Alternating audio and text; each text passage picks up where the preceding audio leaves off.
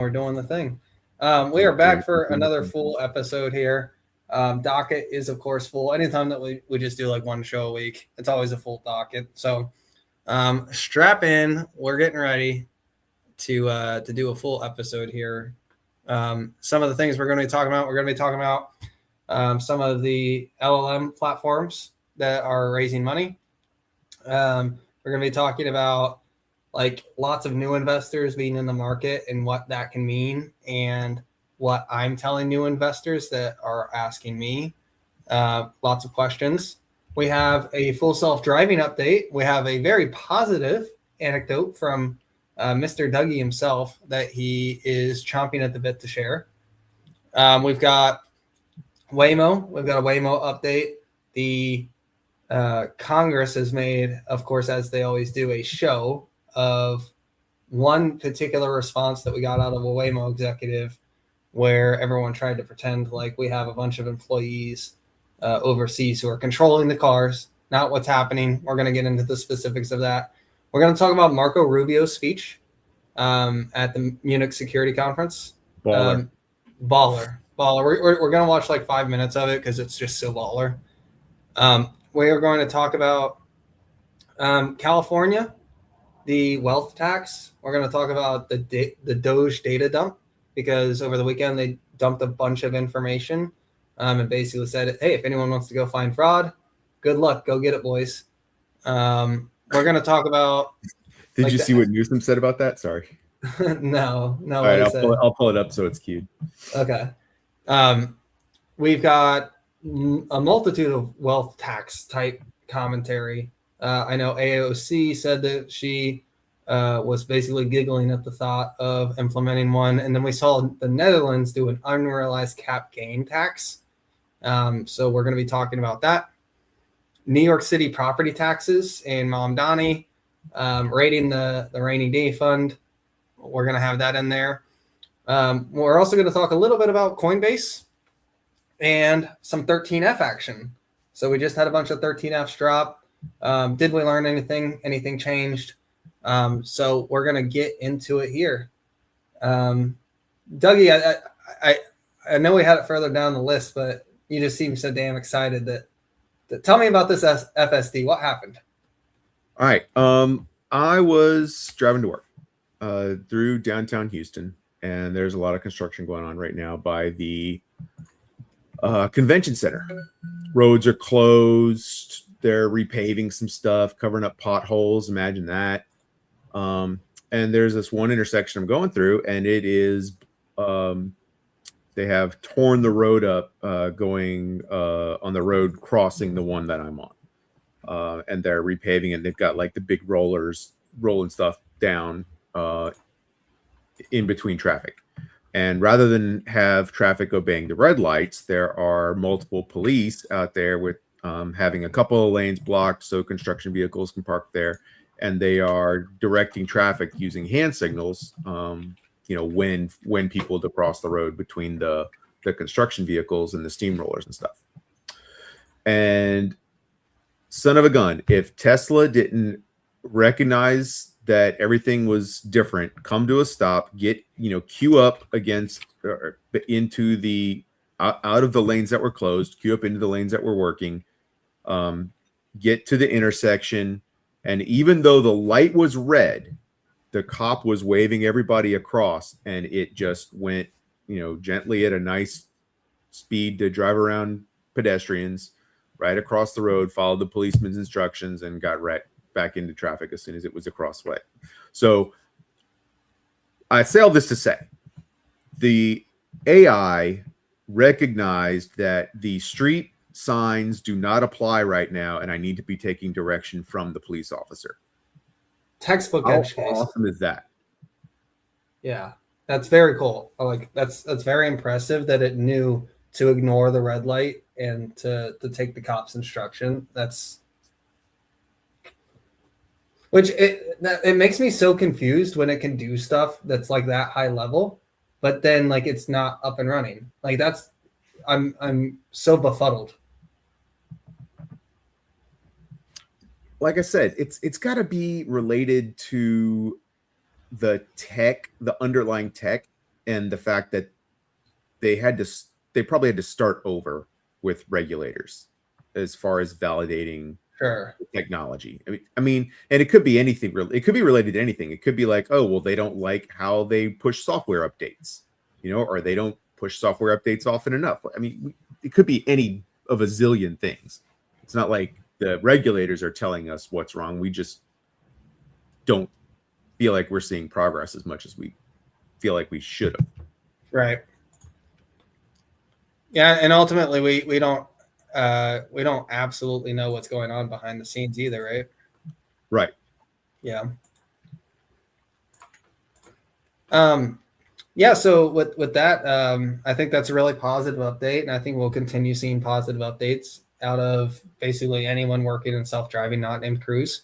And one of the updates we got out of Waymo, staying with that same topic, is in Congress, they were essentially asking, why is it that you guys have a call center and a support center in the Philippines who have the ability to remote into vehicles? And everyone's like took this so out of proportion. So I want to back up and explain. I just trolled you with it. That's all I was. I know you were, but there's actually people who were like, oh my gosh, the vehicles aren't even driving themselves.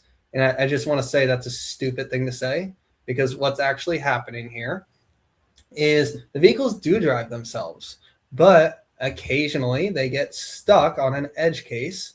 Like the one that Dougie just described would be probably like something that very likely the Waymo would have been confused about for a little bit. They did. Yeah. There was a couple weeks ago, there was a power outage and all the lights in town went out. And so the Waymos just shut down.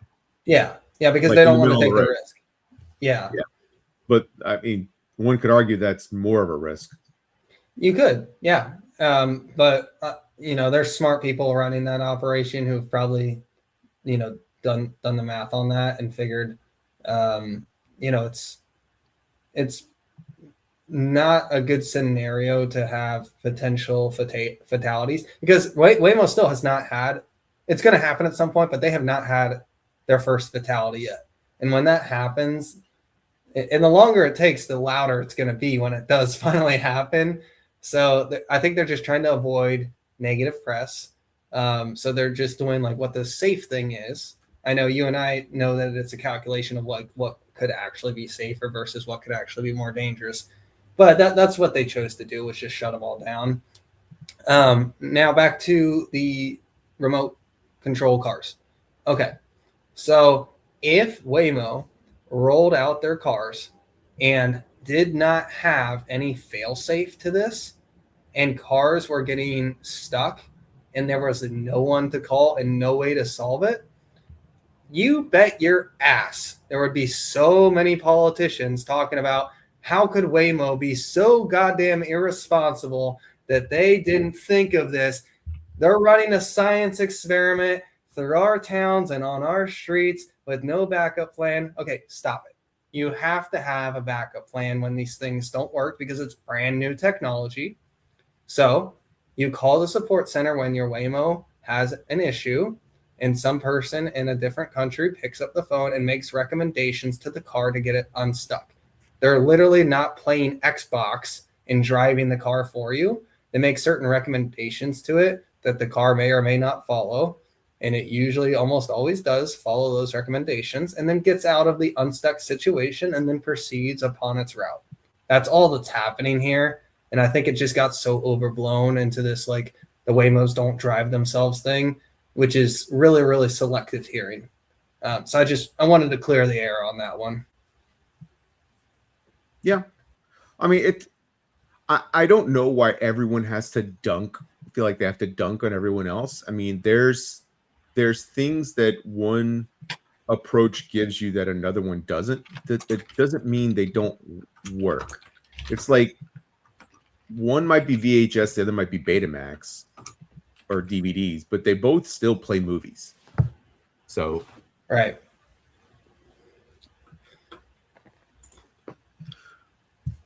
Anyway, we're having fun tonight. We are.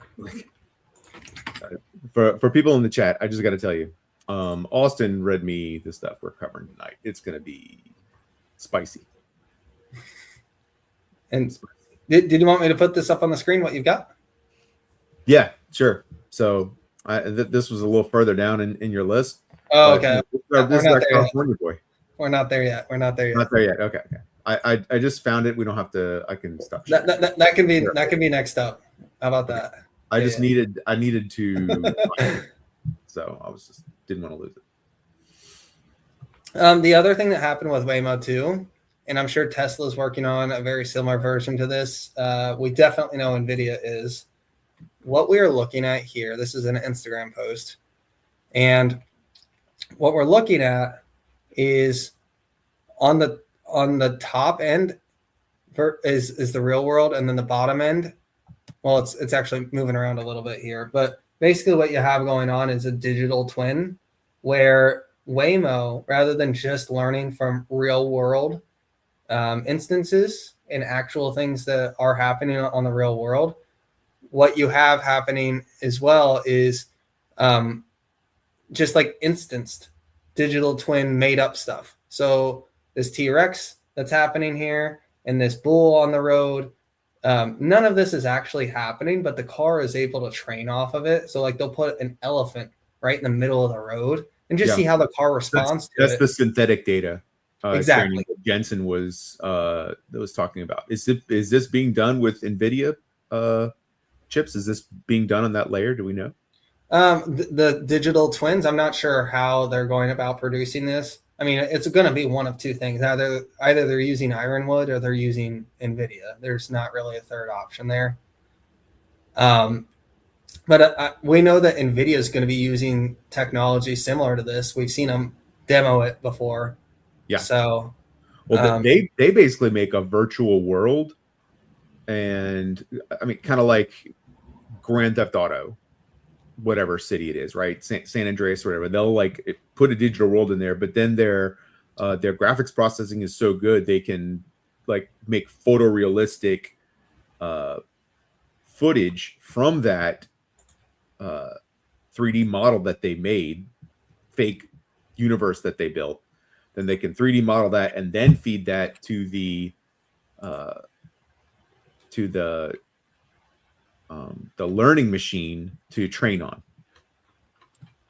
So I guess that's pretty similar. It looks like they're using almost Nano Banana to like throw stuff in the middle of the cars just to see what they do.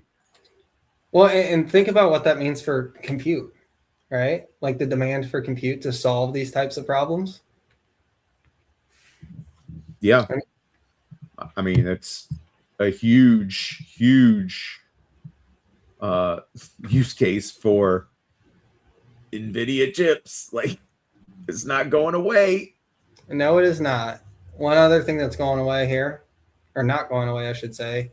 Let me zoom in on this a little bit. So this happened like right before we went on air. OpenAI is looking to close on a round that's $100 billion at an $850 billion valuation. Sheesh. Now, just last week, we did have Anthropic raise $30 billion. So what I find interesting, maybe you find it interesting too, you tell me, $30 billion versus $100 billion. They supposedly have about the same revenue right now. So I don't understand like why the people underwriting and giving out all this money are giving OpenAI triple the amount of money as Anthropic, when Anthropic seems to be the one with all the real life use cases. I don't know. Am I reading that wrong? Brand value. Just because of the consumer? Brand value in the world of AI, brand value, or at least there's a case to be made that brand values are going to matter even more, because that's the only thing that's going to differentiate AI slop from something that humans actually worked on, at least for the time being. But is brand value really worth 850 billion? Like Pinterest has brand value. Like how much is Pinterest worth?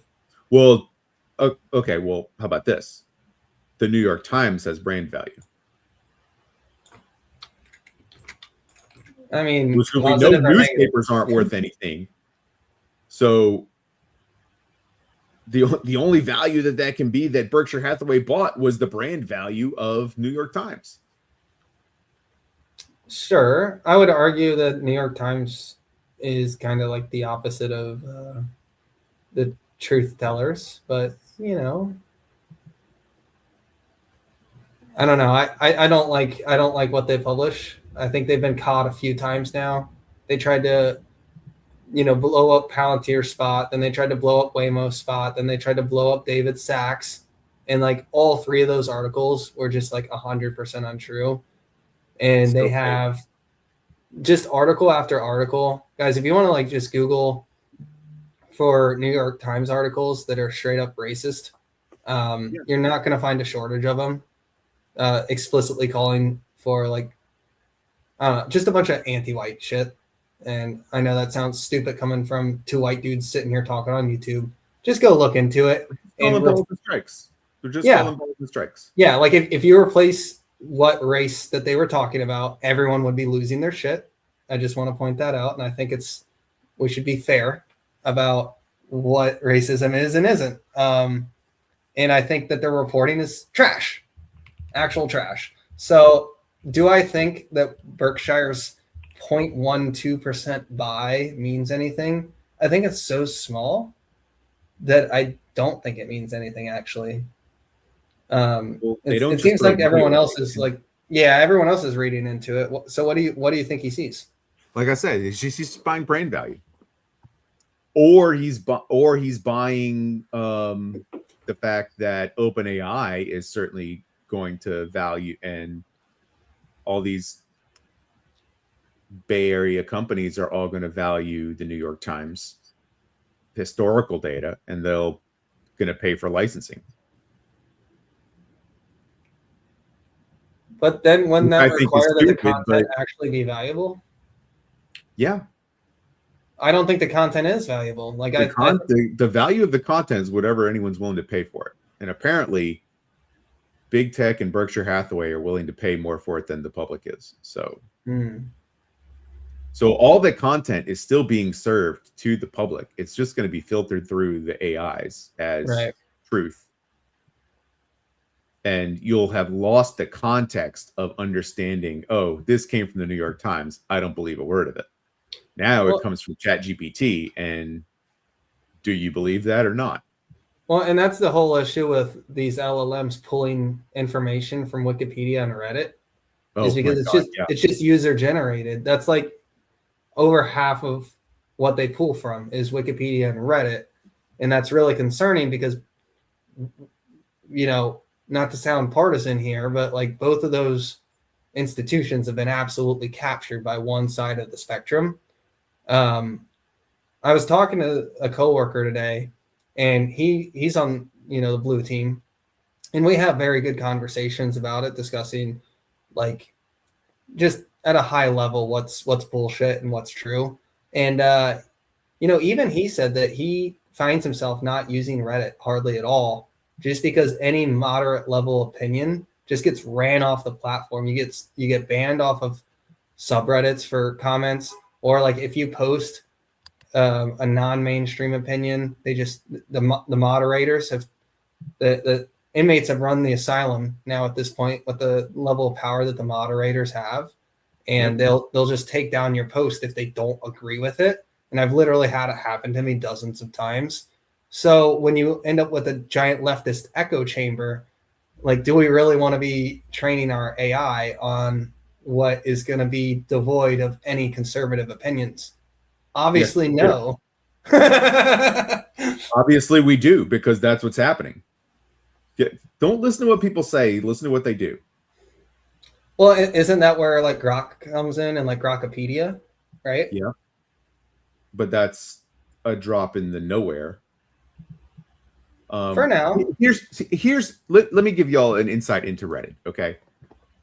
I am to no one's big surprise, a giant nerd. My favorite book series of all time is The Wheel of Time, written by Robert Jordan. Okay. You may have heard that Amazon recently produced the live series version of this book series. Well, they did a shit job of it. They barely kept to the books at all. I'll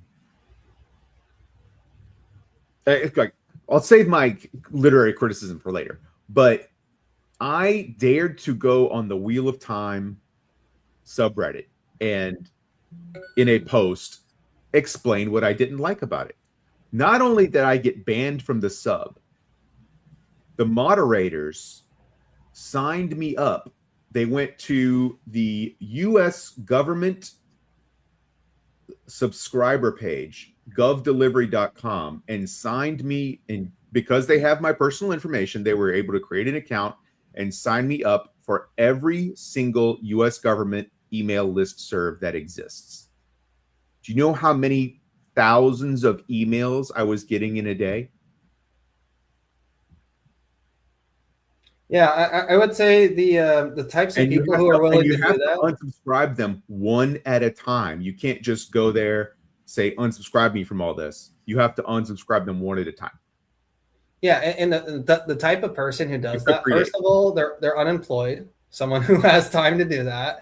And second of all, the types of people who do that are the same types of people who are willing to clap and cheer when a political commentator gets shot in the neck. Yep. And, that doesn't make me happy. 250 people as well.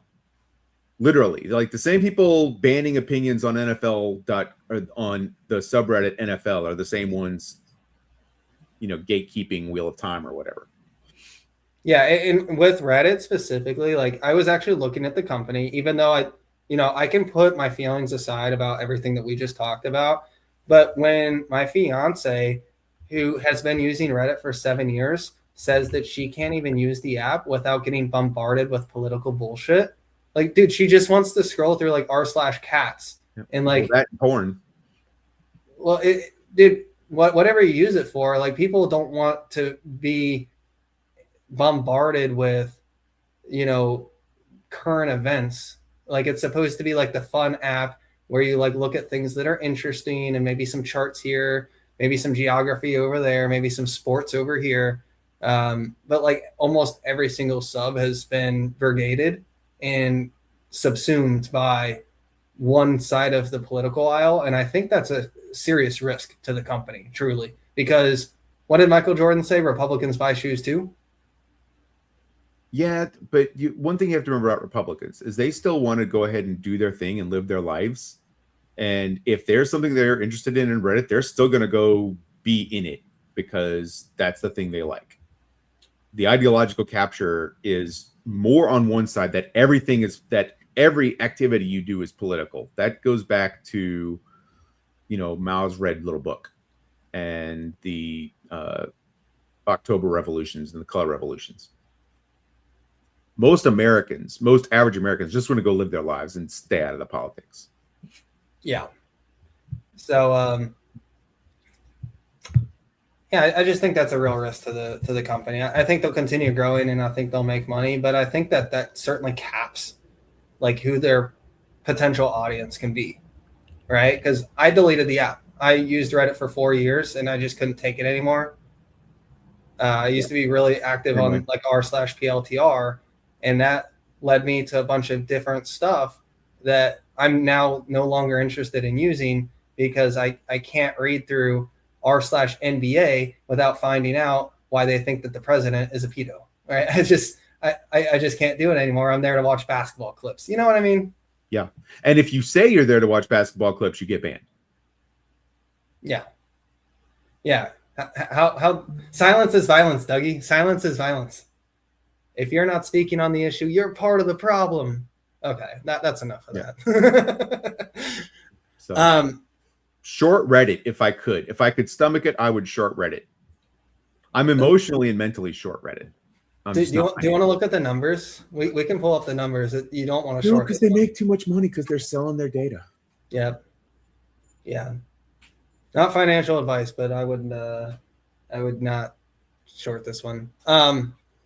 And from one politics to the next politics, I think we're ready to talk about Marco Rubio. Do you want to tee this up while I get the clip?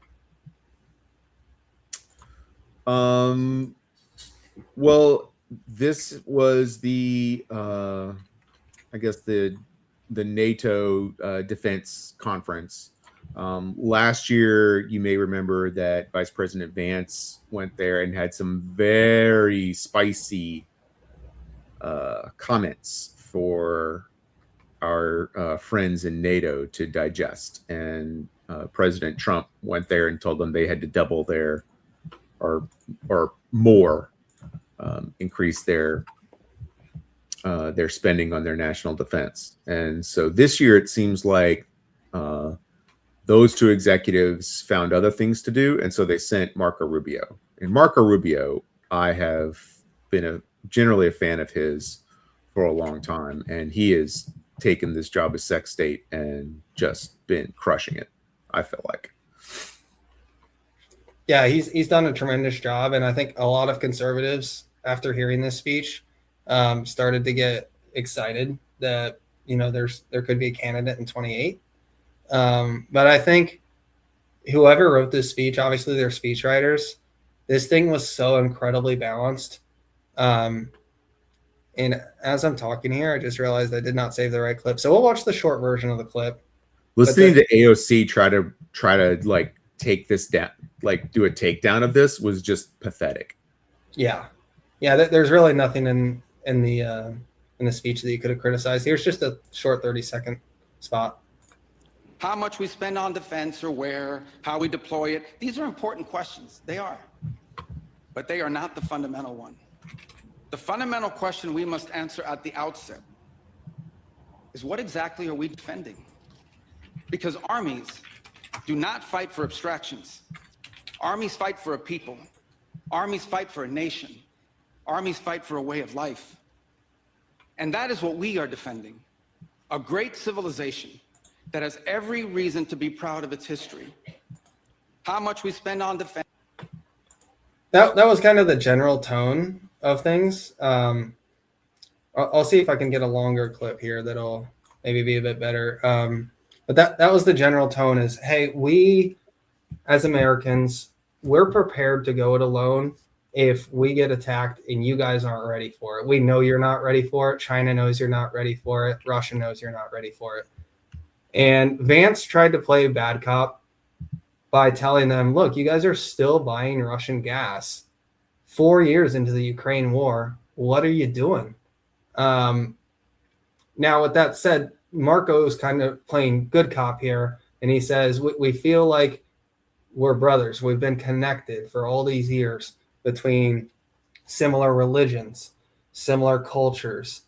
America was birthed out of Europe, right? So we have all these traditions, and, we fought the world wars together, and we got our law system from English common law. And, a lot of Italians, French, Germans, Greek, all came to the United States, and we're a good mixture of all that. But we feel incredibly disappointed about their level of participation in keeping the world safe and free. And we would appreciate if they pulled their head out of their ass. Yeah, that's pretty much it. Like, hey, we can't fix your life for you. You have to do something. Exactly. Here, I'll play some more. And the fact that you're not fixing your life does not mean we're going to crash with you. Exactly. Here's some more from Marco. International institutions, while many nations invested in massive welfare states at the cost of maintaining the ability to defend themselves.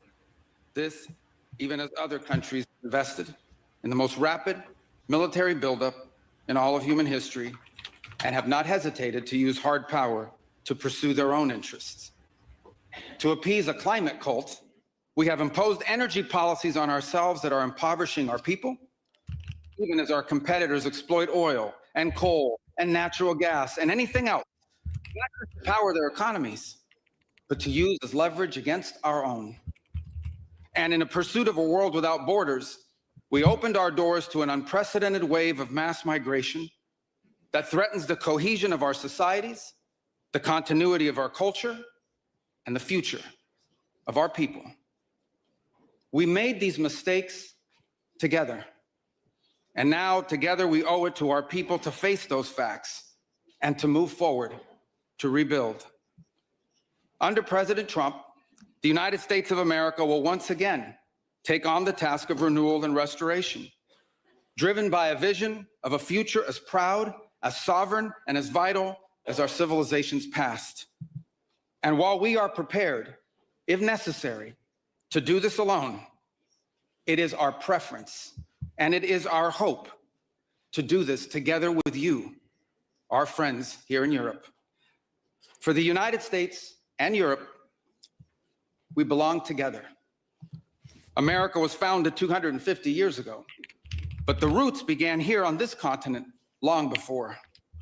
The men who settled and built the nation of my birth arrived on our shores carrying the memories and the traditions and the Christian faith of their ancestors as a sacred inheritance, an unbreakable link between the old world and the new. We are part of one civilization, Western civilization. We are bound to one another by the deepest bonds that nations could share, forged by centuries of shared history, Christian faith, culture, heritage, language, ancestry, and the sacrifices our forefathers made together for the common civilization to which we have fallen heir. And so this is why we Americans may sometimes come off as a little direct and urgent in our counsel. This is why President Trump demands seriousness and reciprocity from our friends here in Europe. The reason why, my friends, is because we care deeply. We care deeply about your future and ours. And if at times we disagree, our disagreements come from our profound sense of concern about a Europe with which we are connected, not just economically, not just militarily. We are connected spiritually, and we are connected culturally. We want Europe to be strong. We believe that Europe must survive because the two great wars of the last century serve for us as history's constant reminder that ultimately our destiny is and will always be intertwined with yours. Because we know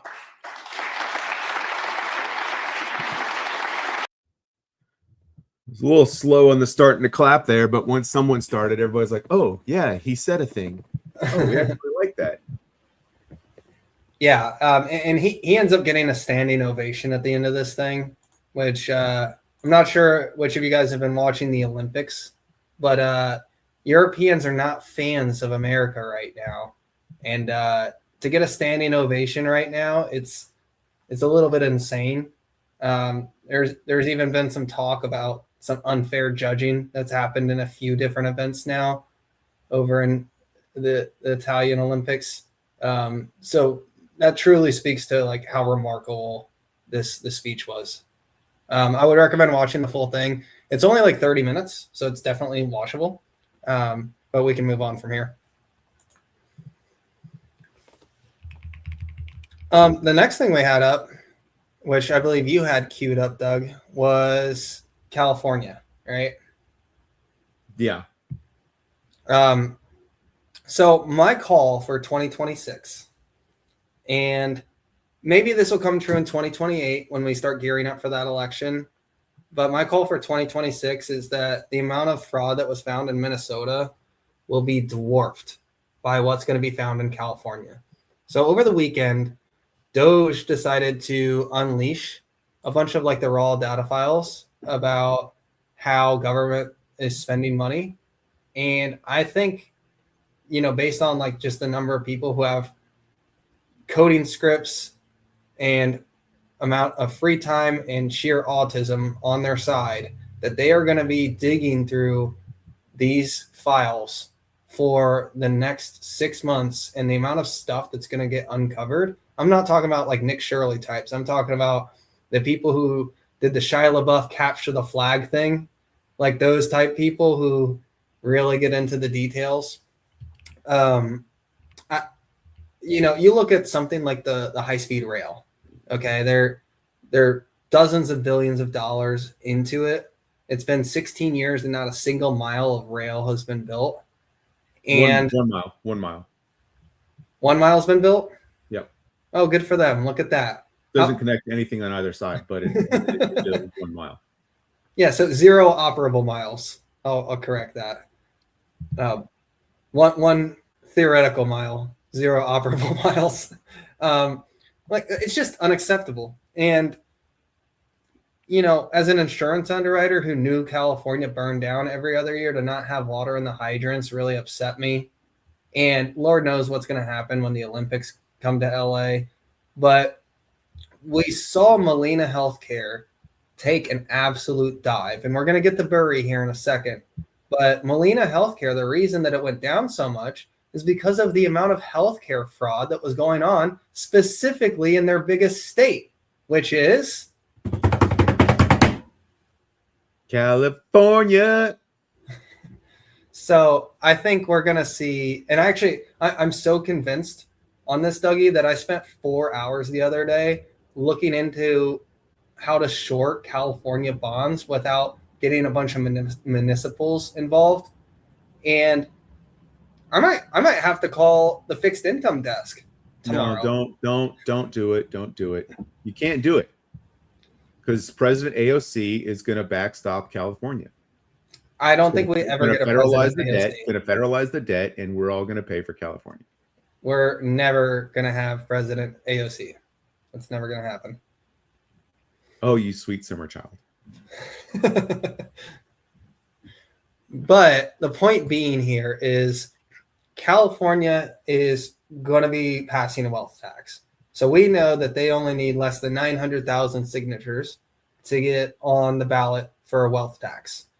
And there's no reason that they can't get that many signatures. It's not that hard to get that many signatures in a state with, 30 million plus people. I think it might even be closer to 50 million people. They're definitely going to be able to get the signatures.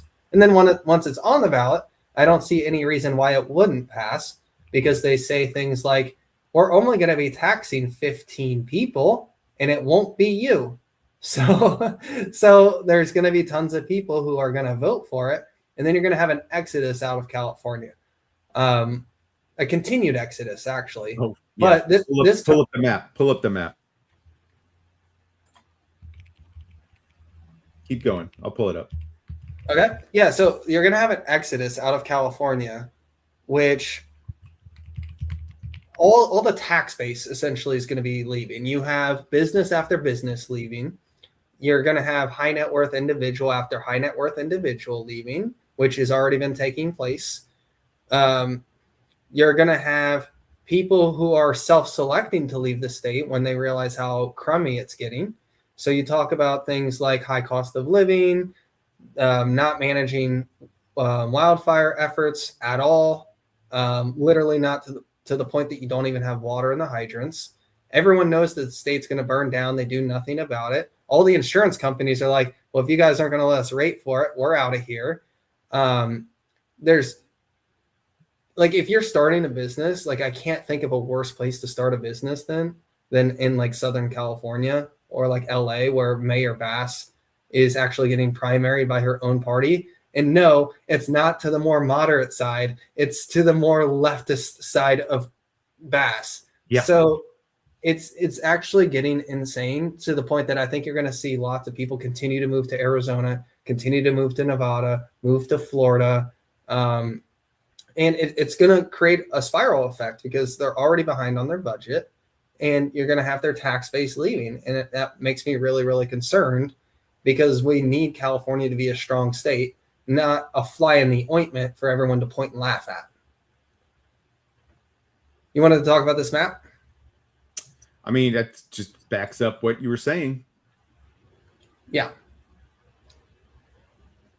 So this is inflows and outflows. Outflows red, inflows green. Pretty nice and clean map to look at.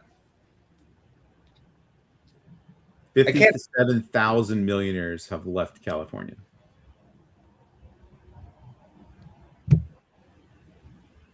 And Yeah, I mean, and so when the billionaires are gone, then they get to tax the millionaires. exactly. And when the millionaires are gone, they got to tax the middle class. And for someone like June, okay, June lives in San Diego, and San Diego is awesome. But the problem is, like, you still have to abide by all the just nonsensical state laws that get put into place, to the point that, like, San Diego isn't, even though it's not LA and it's not SF and it's not Zombie-topia, the state level laws are going to make San Diego worse, to the point that, like, if no one ever pushes back against it, then it never changes. And the issue is any moderate with a backbone, or even conservatives who live in the state, aren't going to put up with this, and they're just going to leave. So what happens is the voter base gets even more blue and even more progressive. And the problem snowballs. That's what I see happening. If anyone else sees differently, let me know. I'd love to be hopeful. What else do you got here, Doug? So this is from the press office of the governor. Apparently, there were some news reports that showed Florida paid $92 million to a porta potty company named Alligator Alcatraz. And the guy's saying, well, yet the state has to produce a single audit saying the money was there. And then this guy thinks he's dunking on Florida. Nick Shirley found some waste, fraud, and abuse for you to check out. Or do you only go to blue states? Bro, do you not understand the difference between $92 million and $8 billion? They do not. That's why they suck so bad at governing. Now, they're going to find 100 times the $8 billion fraud in California. But, it's going to take a minute to get through there. But the guy's like thinking he's dunking. I'm like, oh, it's only 92 million. That's, 100 times less than the 8 billion from Minnesota. Just on Somali fake daycares was $8 billion. Now, this is the same account that is supposedly run by Gavin's team that called ICE, what do they call him? An enemy force. Yep. That needs to be stopped. And then like the next week, he went on a podcast with Ben Shapiro and completely did a 180 on it, right? Yeah. Yeah. Because Ben Shapiro called him to the carpet and said, hold on, you think federal officers are like a violent insurrection? Hold on. Isn't that what's happening to the federal officers? Right.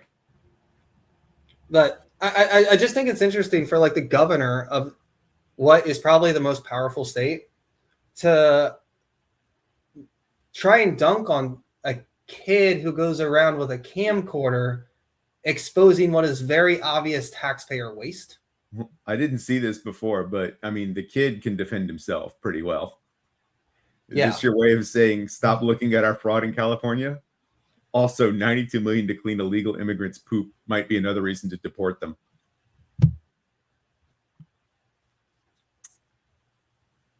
Oh, the world we live in, my guy. The world we live in. And this is something that you hit on. I think it was like our third or fourth episode here. I'll try and zoom it in. So you were talking about, because you're in the oil biz, you had predicted that certain states that are over-regulating this particular industry for the sake of the moral virtue of CO2, the new god that they pray to, CO2. And they're making it so difficult to do business now that this headline came out that it's so hard to operate a refinery in California that now, instead of just making the oil in California, drilling it there and refining it there, everything that they need is in California. They've got it all.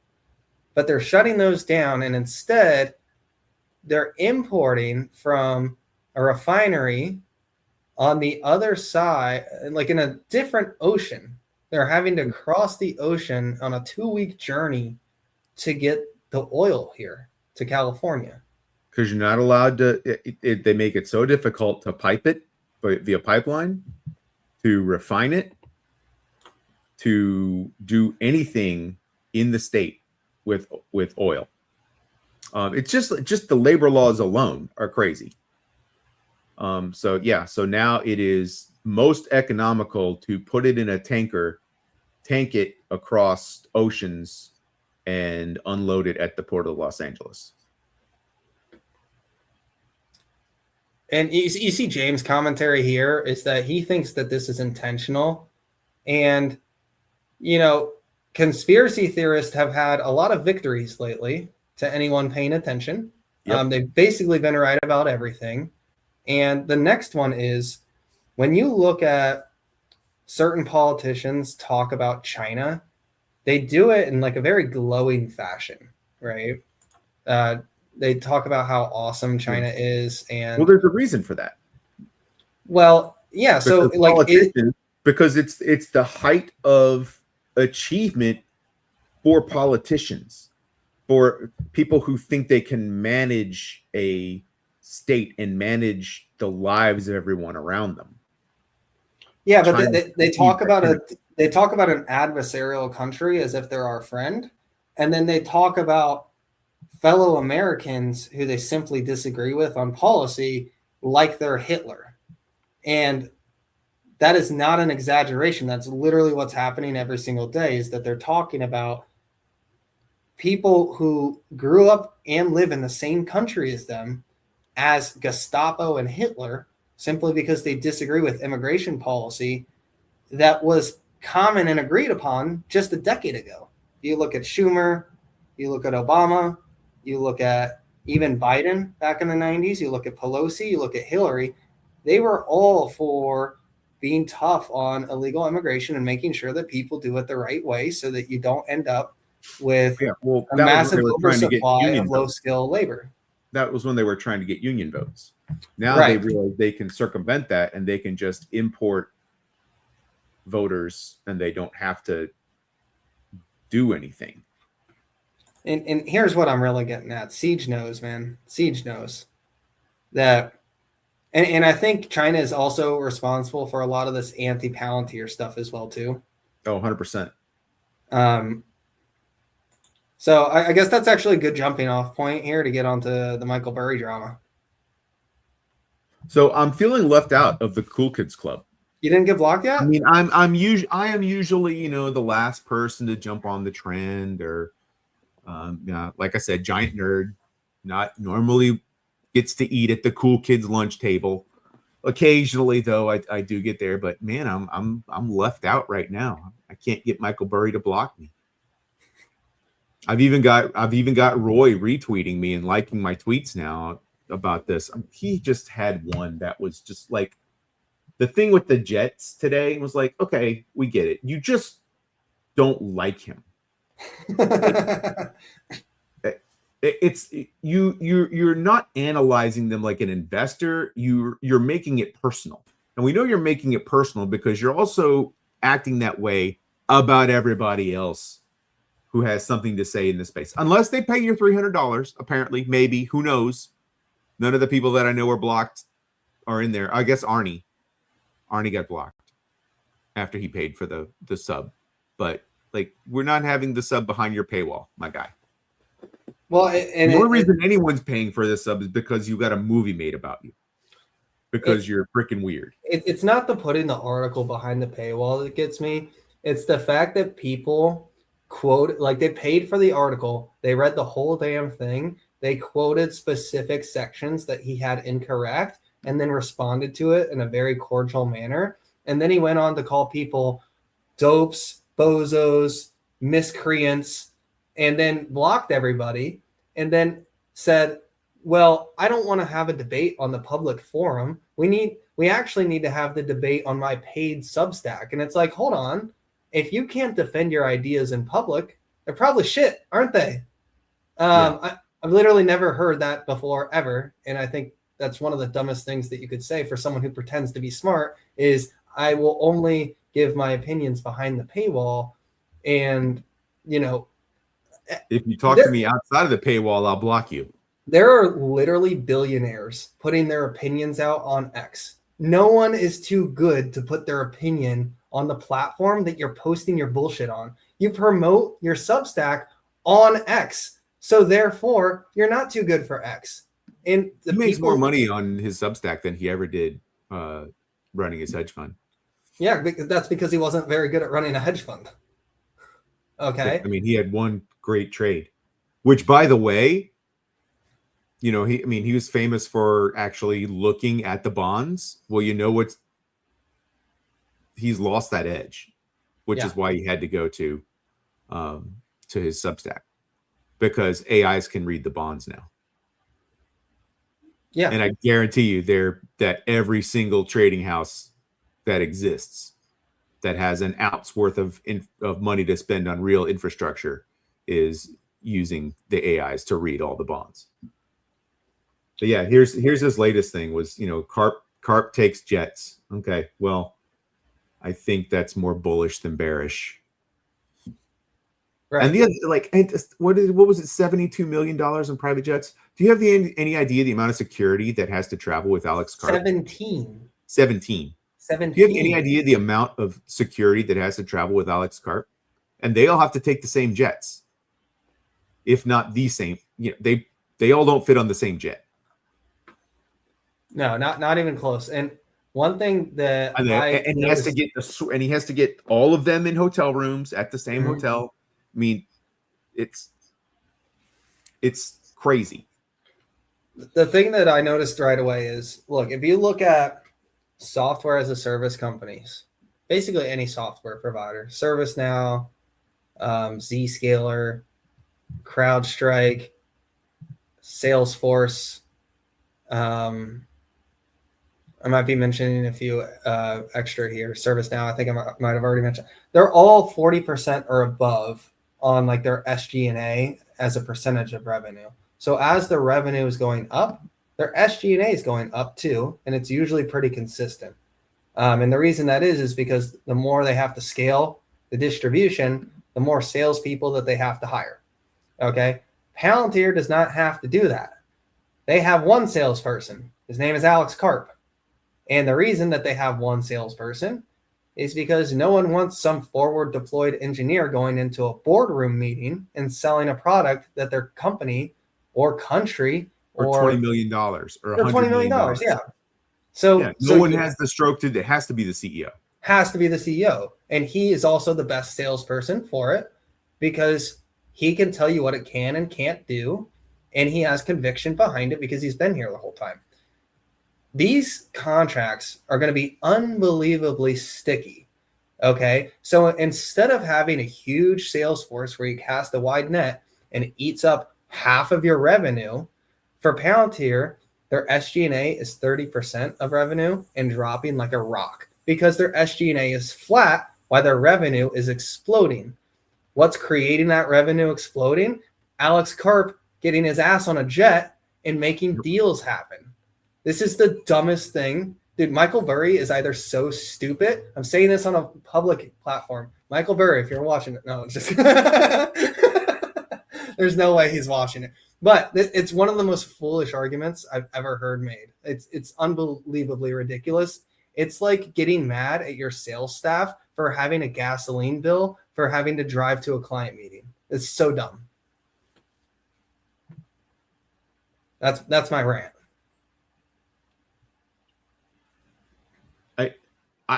I have no notes. I have no notes. Oh, I forgot something about the wealth tax there. Netherlands, unrealized capital gains. Oh, yeah. Okay, so funny thing about unrealized capital gains tax. That is what red pilled my wife during the last election. Was the capital gains? That's what finally did it. That's like a rare one. That's not that's not usually like where people's breaking point is. Plan for the tax on the unrealized cap gains. I had to explain to her what it was, and then once she realized it, she was like, "Oh no." No, we're done. Okay, so because there might be people who don't realize how silly that is, let's explain it like I am a first grader here. I'm gonna be a first grader. Okay. I Take think us away. it's unfair for people to have that much money, and we want to target those people, and we're going to redistribute that wealth. So, notwithstanding all the reasons that would not work in the first place, explain to me why this unrealized gain tax would have catastrophic consequences.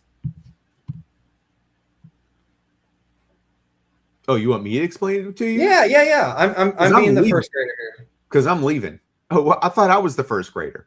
No. I'm the first grader. All right. Well, let's say you bit the bullet hard on Liberation Day last year, and you just pushed all your chips to the middle, and it made you sick to your stomach because everything was going straight down.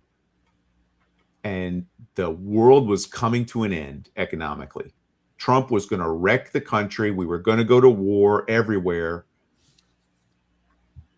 And you said, nope, this is the multiples have been reset. It's time to get your money in the middle. And you did it. And buddy, you got paid to do that. Let's say you made $1 million.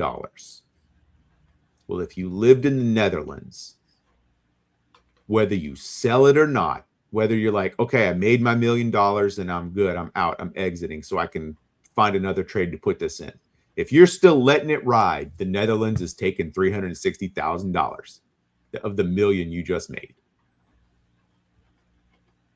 Oh, you're probably also going to have to pay someone to figure out how much money you have in unrealized cap gains as well. So you're going to lose more than the 360. It's probably going to cost you an even 400. Right. So I run a private company, and I've grown it from $50 million to $200 million. So not only do you have to hire somebody to figure out what that value of the company is, which could be entirely subjective, which us stock pickers know it is entirely subjective. People don't always agree. So what happens when I say the company and a consulting company that I hire, say I get like KPMG or Deloitte, and they say my company all the day after you pay it. That's a good point. Sorry, go ahead. Yeah. And they say my company's worth $100 million. And then the government says it's worth $200 million. And now I have to go fight a court battle for something that you guys don't even understand. Like I know how much fight it. You have to pay it.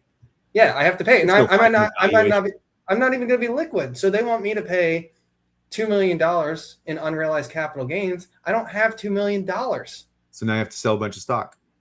But I can't. It's private. So you got to find someone to buy it. Let me try and translate this. And to do that, you're going to have to put out an ask that is lower than anyone is bidding. Exactly. Now, let's translate. So you're going to have to cover all the spread. Okay, oh my God, this is so insanely stupid. Forget about starting a company and growing it to $1 billion, where you own, 50% of the company. It just doesn't. You're going to have to sell so much of your company to anyone who's just standing around. Plus, there's also the room for fraud. Think about this. Let's say that you have a private investment that you purchased for $100 a share. Okay. Right. And we know, because the government tells us, that at the last day of the year is the day that they establish the valuations on your unheld gains. Uh-huh. I'm going to go on Hive and I'm going to buy one share for $500. I'm going to put in a bid for $500 for one share. You know what that just did to your market cap? It just increased it by 5. Do you know what that did to the taxes you owe? It just increased it by 5. When my one share gets filled or sold, or I just take the offer down, now you're stuck paying that giant tax bill, and that money was never there to begin with. Market cap is always based on the current price. Now, That is insane. Let me try and make 3 examples here.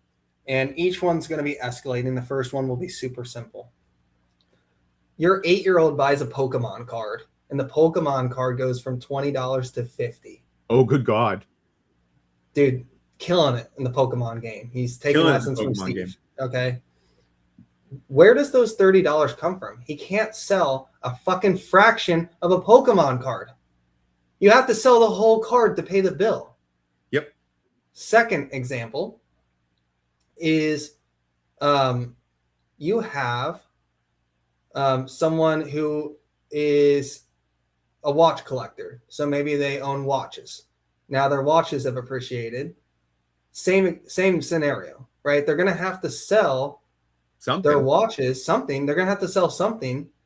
So now they're having to sell assets at below market value to pay this tax bill. And how are they going to figure out how much my watches are worth? Is some asshole going to come through your house and start like being like, oh, are you sure you're not hiding any watches? Are these all of the watches? Or are you just showing me the fake watches? Made sense. These are also the people who give out the Nobel Prizes, for which there is one in economics. Now, here's the third example, and here's where it gets really, really messed up. And here's what I think, like, if I was lobbying against this tax, I would drive this example home every single day. Your mom has retired. She's 70 years old. She has a house. She bought it 30 years ago for $200,000. It's now worth $800,000. You have $600,000 of unrealized capital gain. Sell your house, bitch. Sell it. Yeah. Sell your house. So she's gonna realize the capital gains.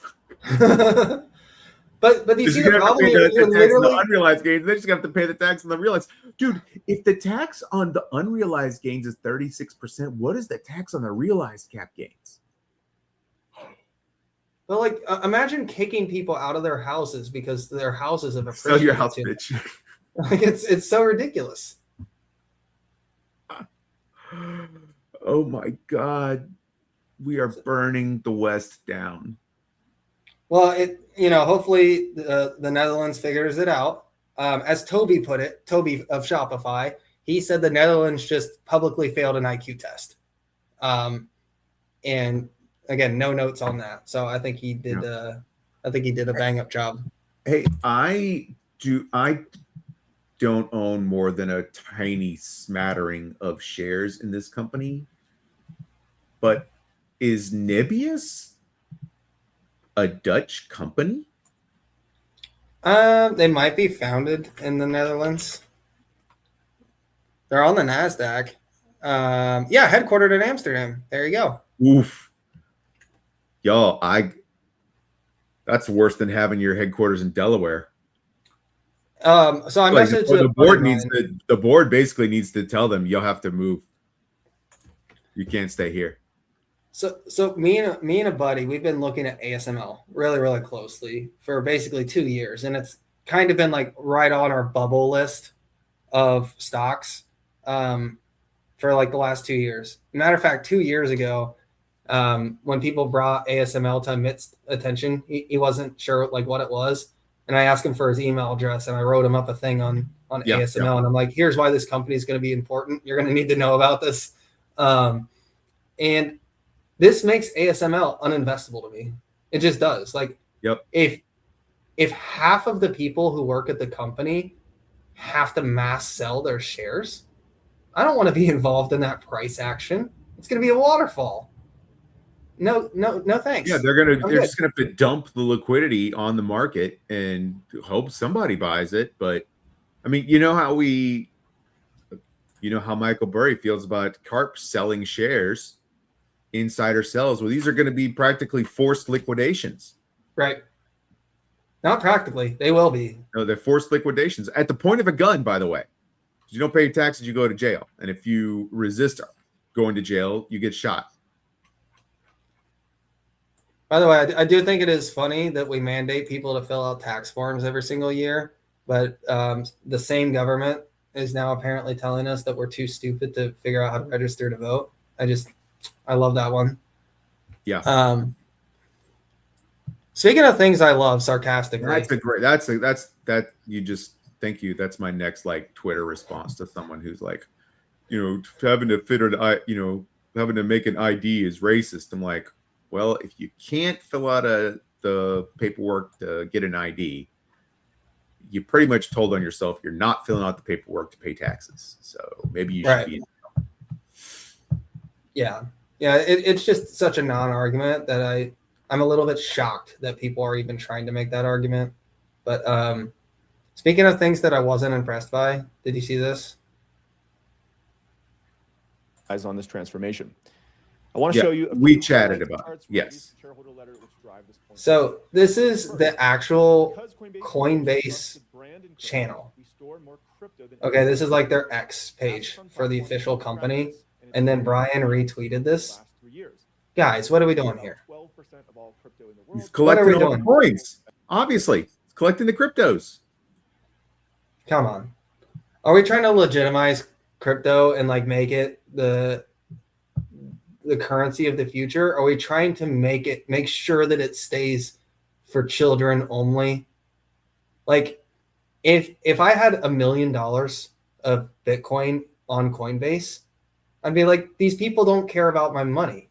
If you have $1 million in Bitcoin on Coinbase, you're doing crypto wrong, and you deserve to lose it all. Well, and that's the problem. So, like, does Coinbase have a model? I don't want to do business with them after that. Like, no financial institution who is responsible for holding my money should be posting Subway Surfer things on their earnings results. Like, it's one thing to do it just for like a fun in the middle of a quarter, but to do it in combination with your results.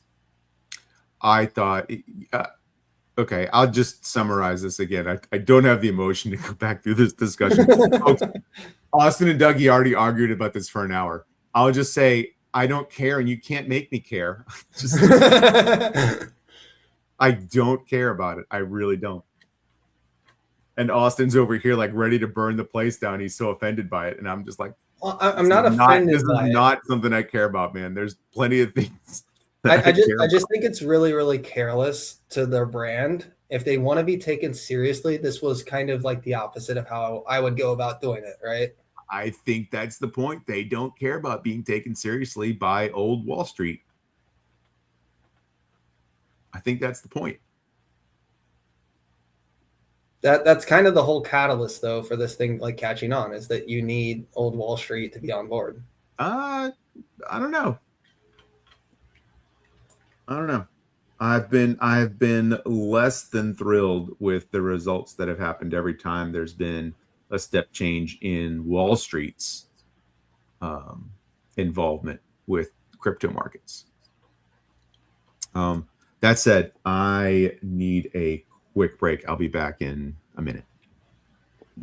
Okay. And I will riff more about Coinbase here. I am trying to find a clip here. I had bookmarked something for Coinbase. It was actually the Super Bowl ad, and I wanted to roll this clip because I thought it was funny that everybody hated this Super Bowl ad.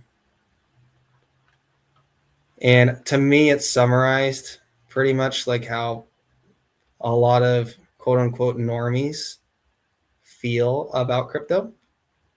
But they're just kind of like over it. And because they do stuff like this, which I'm going to show if I can ever find the clip. Yes, here it is. A lot of you guys probably saw this.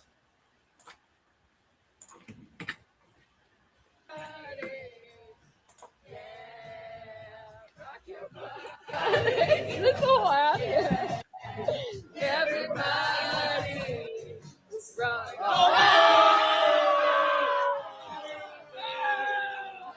Secure. To me, that was kind of like a summarization of how crypto went from like this very cool thing just like 7-8 years ago. And even during COVID, like 2021, when it was popping off, everybody was buying crypto. And now people just seem to be like really annoyed with it. Like they're tired of hearing about it. Yep. I'm not sure if that's a signal or not, but like I don't know about your Super Bowl party. At mine, very similar reaction. People were just upset that they got rug pulled on the course. I mean, you're assuming that I watched the Super Bowl. You don't watch it at all? No. I mean, I watched like 3 snaps. I won't lie. I was at a Super Bowl party. Could That's not have cared less. What did we do during the Super Bowl? Oh, I built rockets and my wife went to bed early. What is Siege saying here? Could be by design, I'm guessing. Yep. The I don't fact that the vibe shift has moved away from crypto. Like the vibe shift is by design, or like that ad was designed intentionally to trigger people for publicity? It was definitely designed to trigger people. Yeah. I mean, that's exactly what it did, and it did its job. I don't know if that's like vibing to it. Like they knew that was the reaction to it. Yeah, yeah. They have a specific brand thing that they're doing, and I don't know if it's good, but there you go. Yes, there you go. The vibe is they're out to trigger you. That was the only Super Bowl ad I bothered seeing because it came up on X. Did we talk about the yeah, we did. We talked last week about the Anthropic versus OpenAI ads. Yeah. How entertaining that was. Yep. Those are perfect ads. Perfect. Speaking of like the vibe of normies and whatnot, so I wanted to talk a little bit about new investors entering the market. I've been getting nonstop questions from friends, family, and whatnot, people who I was like begging to get into the markets in 2023 and 24. And now they're all showing up at the 11th hour when the party's not over, but they're showing up at midnight. Yeah. Yeah. And they're not even pre-gamed, man. They're showing up at midnight asking how to drink. And it's, guys, if that's how, if you guys have newer investors in your lives, I would not try to take them down stock picking 302. It's not going to be good for them. They're not going to make money. Matter of fact, they're probably going to do lots of stupid mistakes that we've all paid tuition on. I really like that phrase that Josh Brown says, paying tuition. Yep. But, you know, it does somewhat worry me when everybody and their mother is all of a sudden very interested in investing and they're all trying to do it when just 2 years ago, nobody wanted to. Maybe that means that more money's coming into the market and that's healthy. But to me, I read that as like, if the market doesn't have good, responsible, efficient capital allocation, bubbles develop. And that worries me a little bit. Have you been? I get to exit with the money. I don't really care.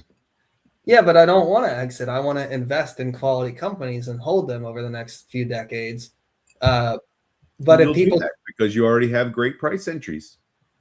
Yeah, but if people keep pushing up the prices, I won't get good entries anymore.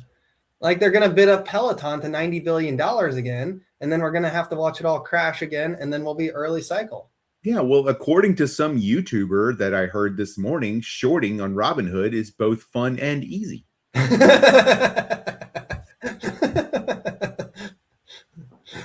Which YouTuber said that? Go, guys, get your pitchforks. Go get him. Not just easy, but fun and easy. That's awesome. Yeah. Guys, not financial advice. Be careful with shorting. Your loss exposure is quite literally unlimited. Yeah. Okay. Finish your disclaimer there. No, that's it. That's it. Perfect. That's it. Okay. So, Laura though makes a point that I hear a lot of people make, saying you want the market to go down because you have a long time to accumulate. I agree. I mean, if we play, and that is game theory correct, but it's also fake in the real world, right? Because if what you want is you want the market to be Great Depression level for your entire life until the day before you retire, and then for it to go up 50,000%. You liquidate all your holdings that you've accumulated over your lifetime, and then it goes right back to zero. Or then the market tanks again the day after, now that you're in cash. That's just not going to happen. So I don't understand when people like Josh Brown goes on there and says, oh yeah, you know, if you're young, you should be hoping for a giant economic downturn. It's like, well, the cohort of people ahead of you that you still live with, like, that's going to negatively affect your parents. And that means your parents are going to be moving in with you. I got news for you. You don't want mom and dad moving in with you. Yeah, the other thing too is who had to just move back home in his early 20s because, you know, Gen X got the short end of the stick in 2008. Yeah, that sucked. Because when you move back in with mom and dad, or mom and dad move back in with you, they think they're in charge again. And you've also got the wealth effect too, right? Like Yeah. you want people who are retiring now to be spending money like they're supposed to be, so that the economy keeps rolling, right? Yeah, you want them having a good time. Yeah, I think what Josh Spend means the by money, that, don't hoard it. what Josh means by that, and what I think Laura means by that, and I know what I mean by that is, I want the economy to remain healthy, but I want everyone else to kind of freak out and misprice the market and drop it for no reason, like what happened back last April.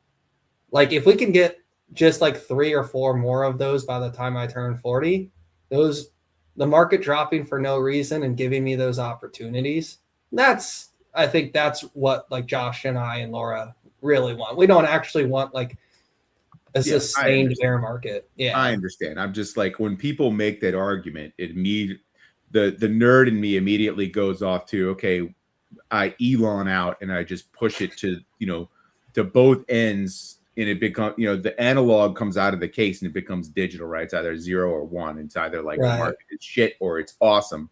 And ideally you'd want a shit market until the day you retire, and then you maximize your gains. Yeah, but that's like a La La Land type scenario. That yeah. And by the way, you're living your whole life with a shit market, and you're never able to grow your wealth. You're only growing your share count, so your lifestyle never improves. You're never able to borrow against those shares because they've accreted so much in value. So it's just,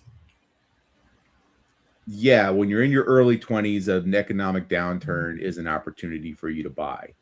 But the way kids are being educated these days, they're not going to do it. So it might not matter. Now, maybe the Trump accounts, sorry, I got to stop calling them Trump accounts. I know they are branded that, but it's with Invest America accounts.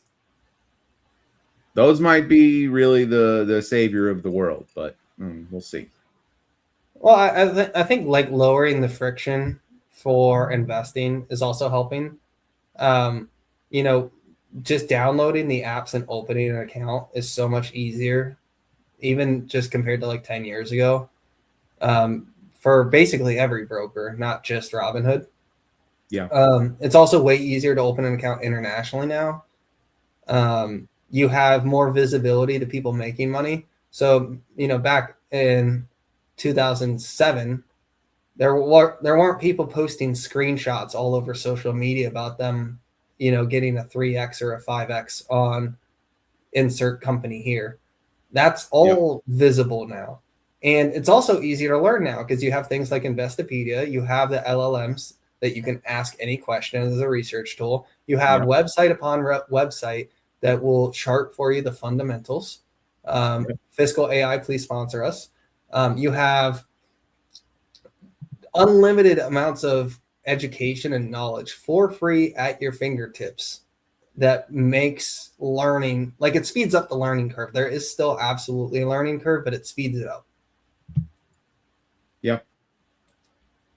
So I think if anything, on one hand, like, yeah, we don't teach financial education in school, but on the other hand, all the financial education is more accessible than it's ever been.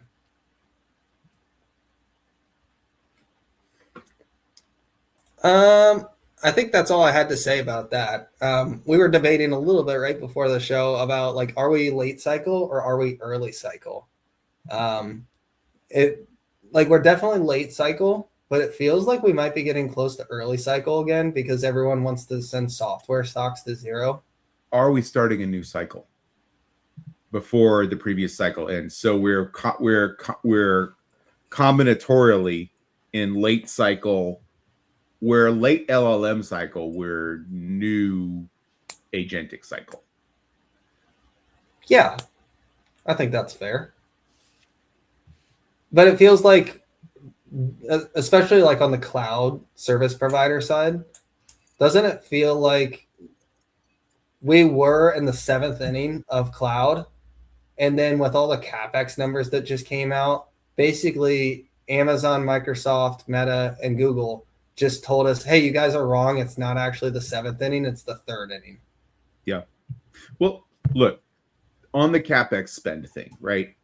For a decade or more, we've been told how evil big tech is, particularly the Mag 7, for just making all the money and it not going anywhere.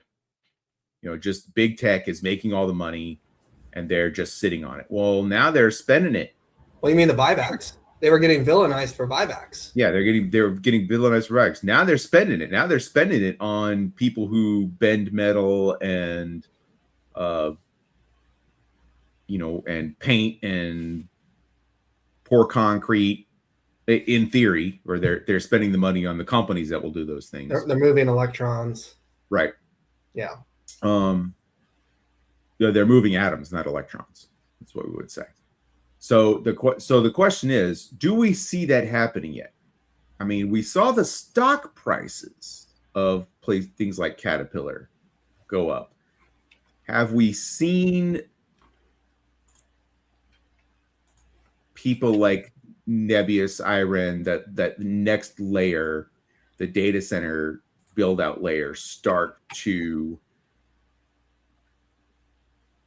like, do we know where they're spending their money yet? Like, are they spending it on wood? Are they spending it on Brown and Root? Are they spending it at Caterpillar? Like, are they spending it at Home Depot? Where is that money being spent? All sorts of All things. we know is that the data center people are getting paid. Okay, well, who are they paying to build said data centers?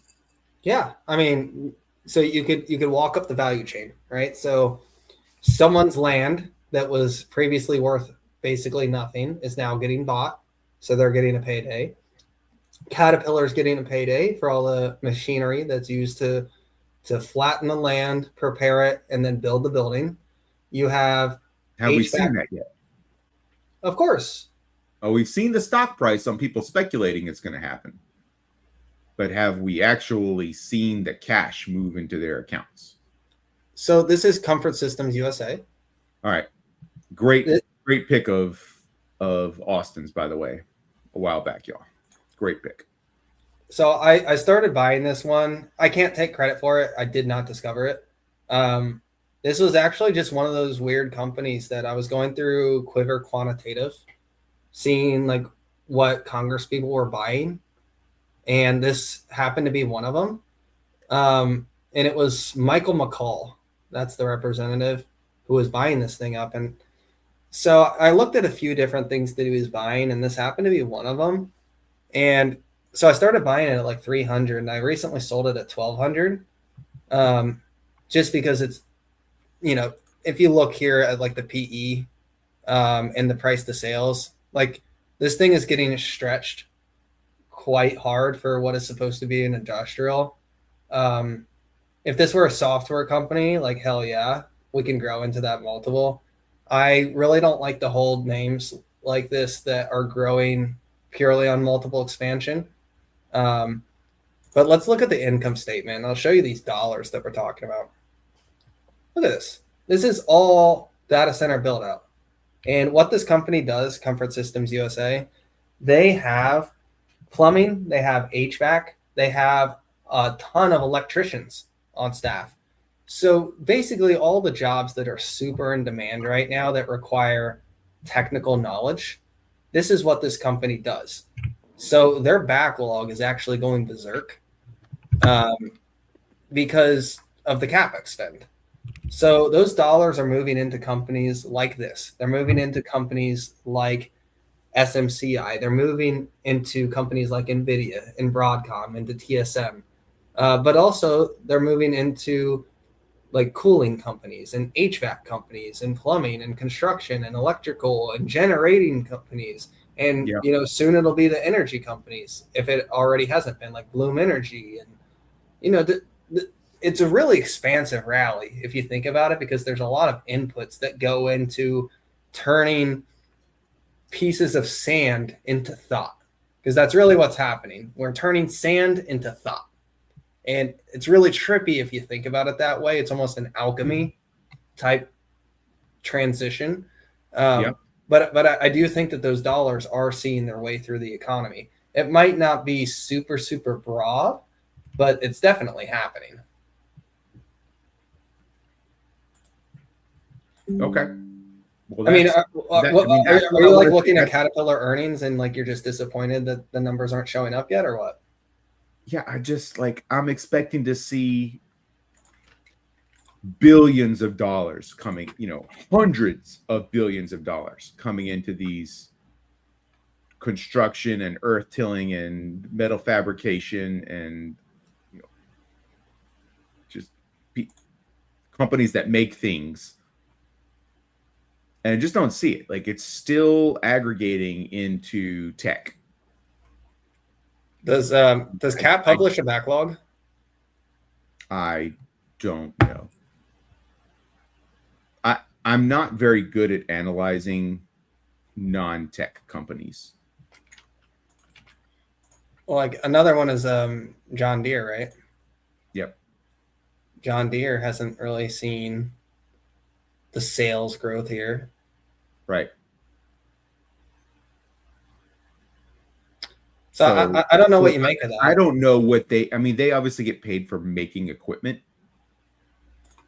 but they don't get paid for people buying used equipment, right? So it's like, is there a Carvana of industrial equipment that specializes in resale of used stuff?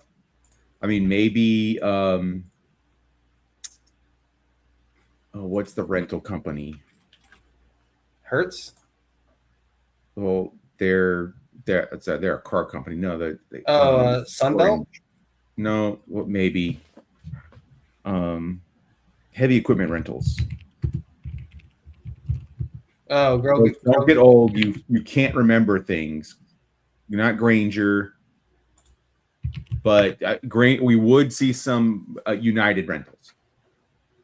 Got it.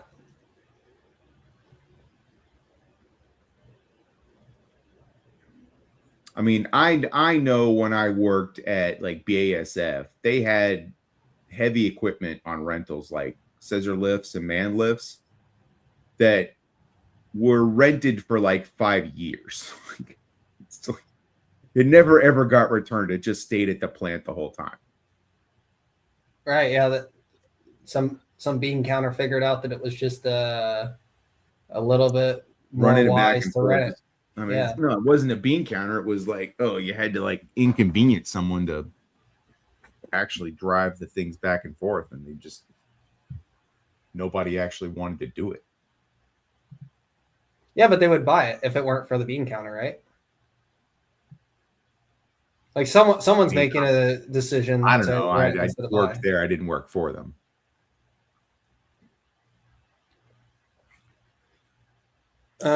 Groninger or Granger, Laura? I thought Granger was like the uniform and kind of industrial supply or commercial supply company with insane markups to everything. It's like, oh, you want to buy a mop bucket for $300? Granger's your people. You could buy it on Amazon for $25. You could buy it from Granger for $300. You've got your contract with Granger to. Okay, so Groninger, so they make fill line equipment for Pharma. Okay, so that's a different company. Sorry, Laura. I thought you were. Boy, speaking of somebody that needs to get on the pod, Laura. Yeah, we got to get Laura on. I think this is what she's talking about, right? Yeah.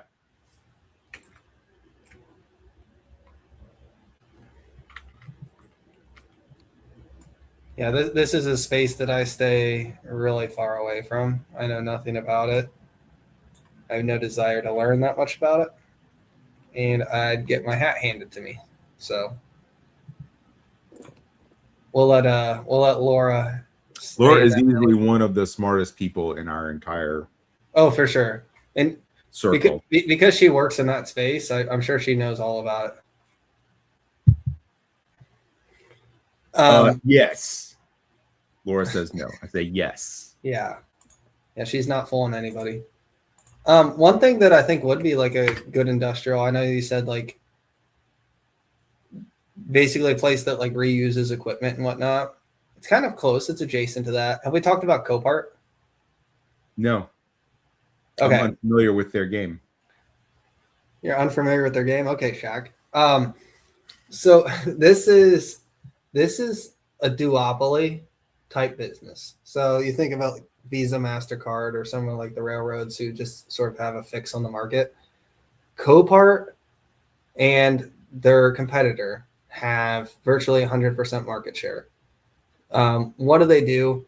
This company takes, any damaged autos, and they take them to a salvage yard. And those salvage yards, you can either part them out. So they own salvage yards where you can just like go and pick and pull, right? Where you pull off the part of that car. But when a car gets totaled out, this is who it's getting sold to. And it's sitting in a lot here. This company has been a long-term compounder.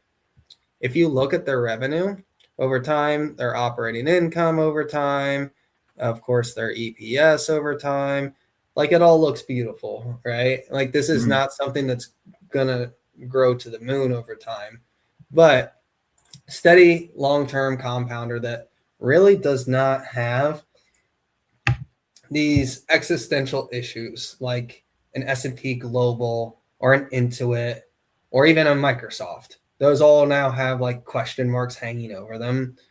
I'm surprised that we are not seeing more people buying into this company because it's basically getting obliterated on two things. Their operating margin has been slowing down. It used to be expanding. Now it's kind of like flattening.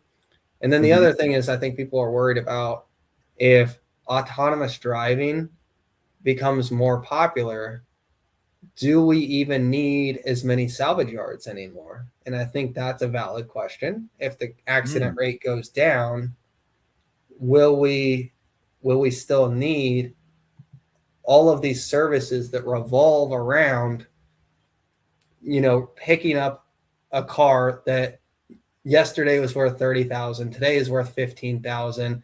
I'll buy it for $10,000 and maybe I'll part it out for $12,000. You don't really need that business anymore. Now, who these companies are ultimately like selling to is a lot of times insurance companies. So if you're an insurance company and your car is totaled out, you are going to sell to Copart to get subrogation. And then so if you get $8,000 from Copart, you might pay out the claim to the policyholder for $22,000, and then it's up to you to bridge that gap. But also on the other side of things, if a claimant has, say, a fender bender and they're needing a new white fender from a Honda Civic, Copart also runs the online auction that you can go buy that front white bumper for Honda Civic. So they own both sides of it where they're buying and selling, and they're making margin on both ends of it. And that's how they've been able to compound over time. And, I haven't done my full level of research on it, but based on what I just showed you with the revenue, the fact that this business is not going away anytime soon, because even when autonomous vehicles are ready, which it seems like they basically are, you're not going to end up with 100% of cars on roadways being autonomous for a very, very long time. This is going to be a market that exists. If you look at the PE, we're looking at a 23 PE, a 22 forward. We don't need to look at prices to sales because that's not what this company does. You look at return on equity, and I think this is partially why the stock has been dropping. You can see that the operating margin is actually affecting this ROE number. But the ROIC is super, super high, and there's a lot of people who will live and die by ROIC, just like a lot of people will live and die by free cash flow. So I think that this name is super, super interesting in terms of long-term compounders with a deep moat that people sleep on. And one of the reasons that I say they have a deep moat is think about your city. It doesn't matter which city you're in America, but there in your city, there's going to be like one or two bad neighborhoods that have scrapyards. Nobody wants a scrapyard in their backyard. Absolutely nobody. Same thing with like a nuclear waste plant. NIMBYism comes up out of every single angle. You're not going to, in 2026, you're not going to be able to secure enough land in 30 different cities, 50 different cities to be able to compete. So the winners have already been selected. That land that they own has already been damaged. No, again, no one's going to want to buy the land off of a salvage auction yard. Like that land is not valuable anymore. It's basically been degraded because it's been used so hard. So you have like this natural barrier to entry where you have to achieve scale to make your auction work. And B, you have to make all these relationships with the insurance companies, which they're not going to want to do business with new people for no random reason. And C, just naturally the space is going to be hard to come by to be able to get into new venues and jurisdictions and be able to compete with this business. So short of car accidents stopping tomorrow, this is one name that I think I'm going to go like deep dive on because I think it's a really good counter-cyclical hedge and a super strong defensive. Not financial advice, but this is definitely one that I'm going to be taking a closer look at. Okay. That's Copart.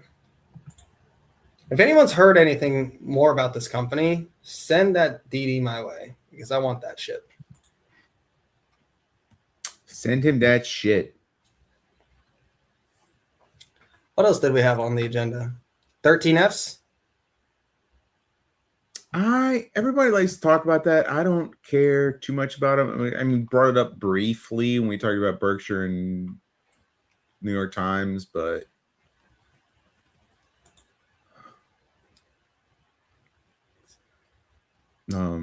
Berkshire sold Amazon.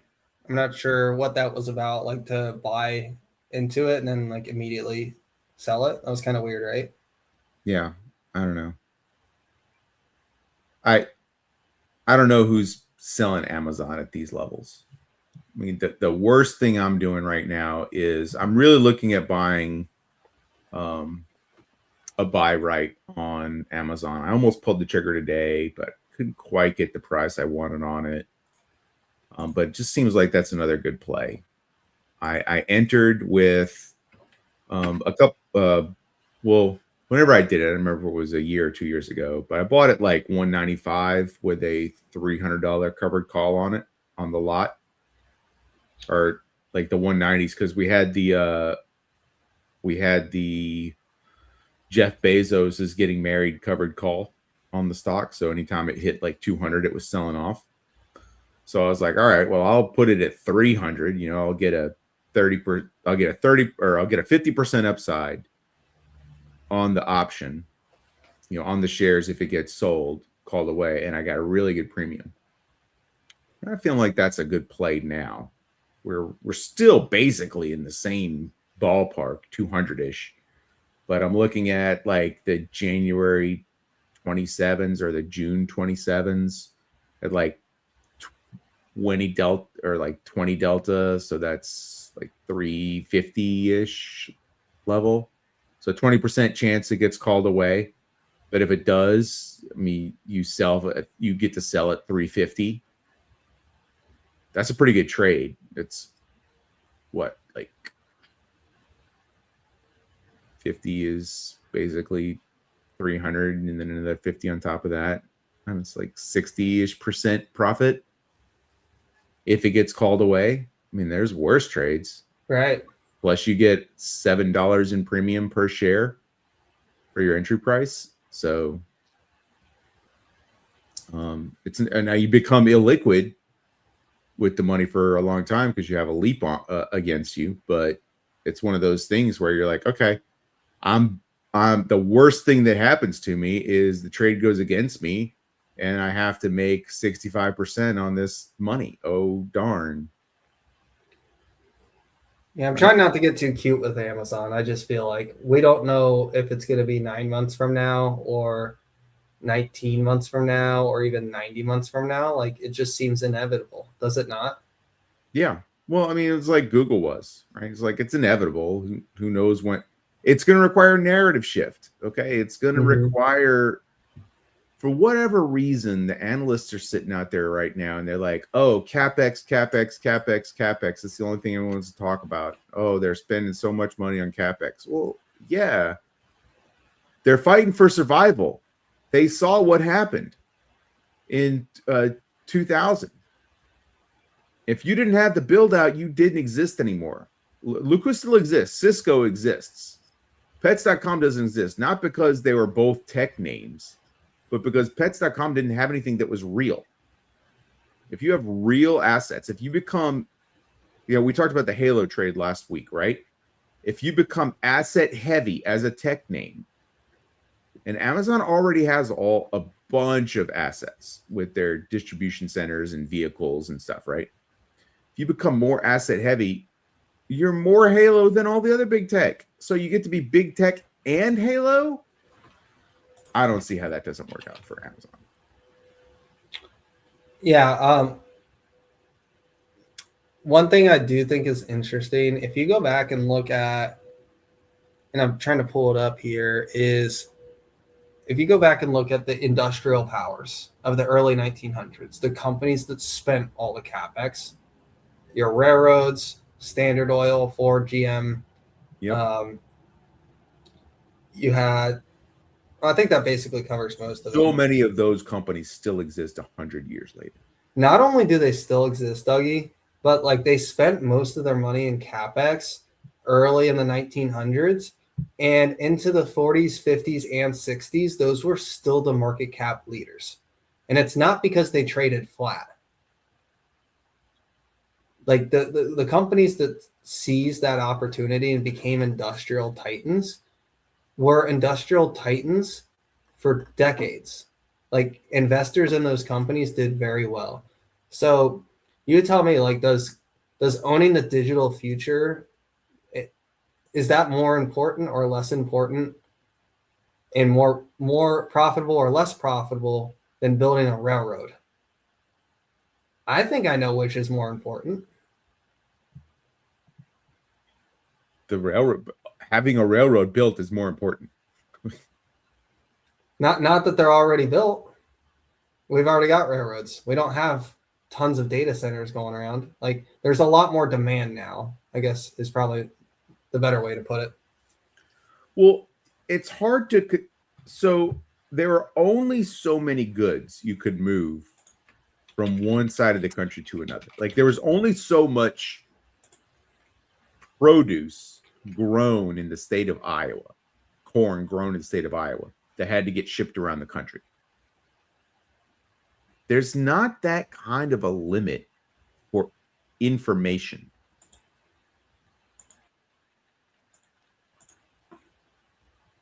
And human creativity. Well, and the future is digital too. So I'm just going to let this play here while we talk about it. This is on like triple speed or whatever. Oh, okay. Oh yeah, these are really cool to watch. Super cool. I love stuff like this. What are we measuring here? This is market cap. CapEx? Okay, market cap. Okay. Yeah, and I mean, if you look at the companies on the list here, like, these are companies that we're spending a lot on CapEx for a long period of time. Yep. And, you saw Standard Oil get waxed there. That was the U.S. government that did that. Yeah, they got split.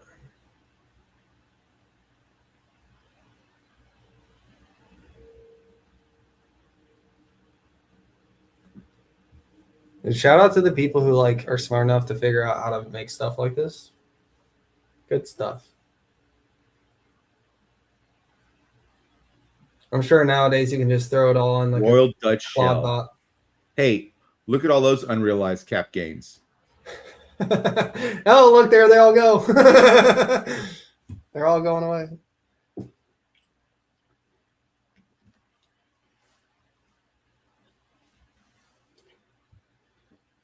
But do you see how like none of these companies they're not light on CapEx. Like AT&T spent so much money on R&D. General Motors, so much money on PP&E. Standard Oil probably spent money on both. AT&T had all this money, and so they were able to stand up Bell Labs.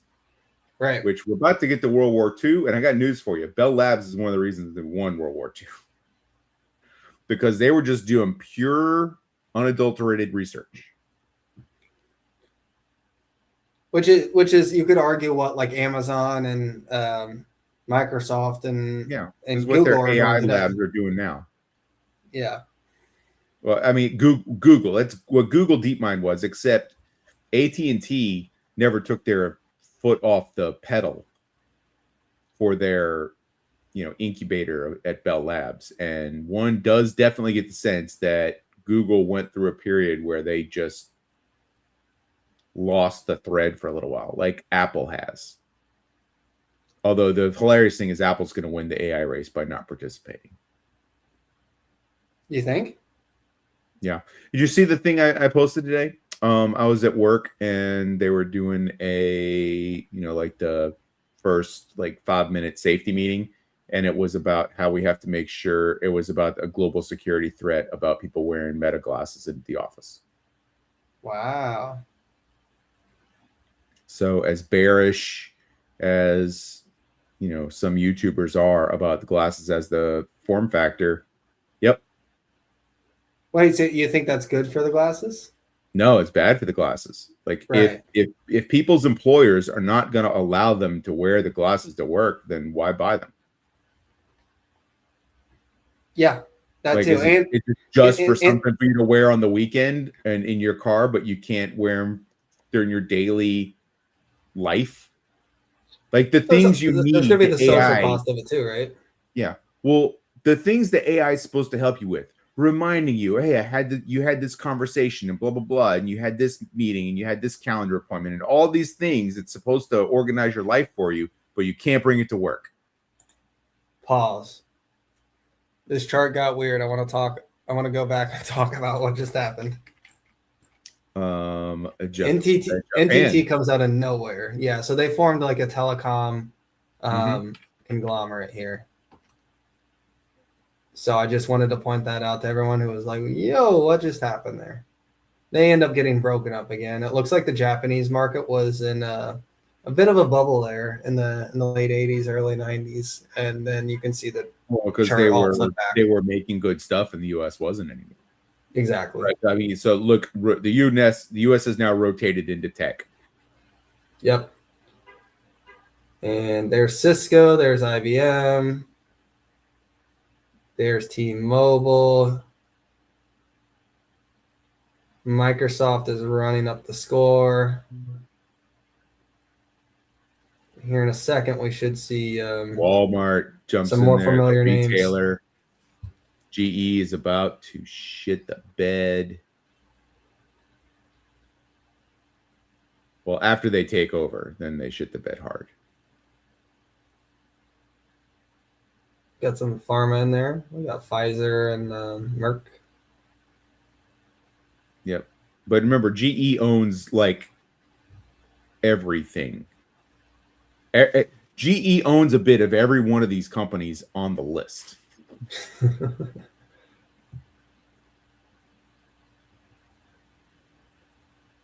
I think any second now we should see Well, you had Apple pop in. 2001. You had 2001 happen already. You had the .com bubble pop. Here come the banks. I did not realize that Citigroup at that point was so much larger than JPM.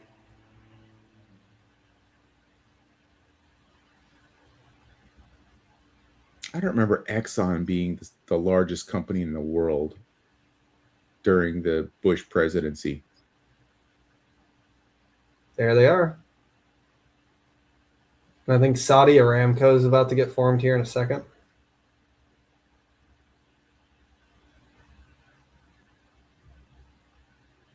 Here comes Berkshire.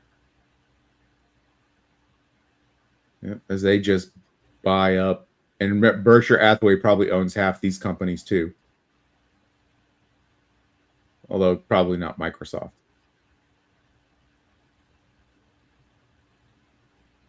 And there goes GE. Down she goes. Now they still own like all the aerospace. 5 years, market. in less than 5 years, they were totally delisted.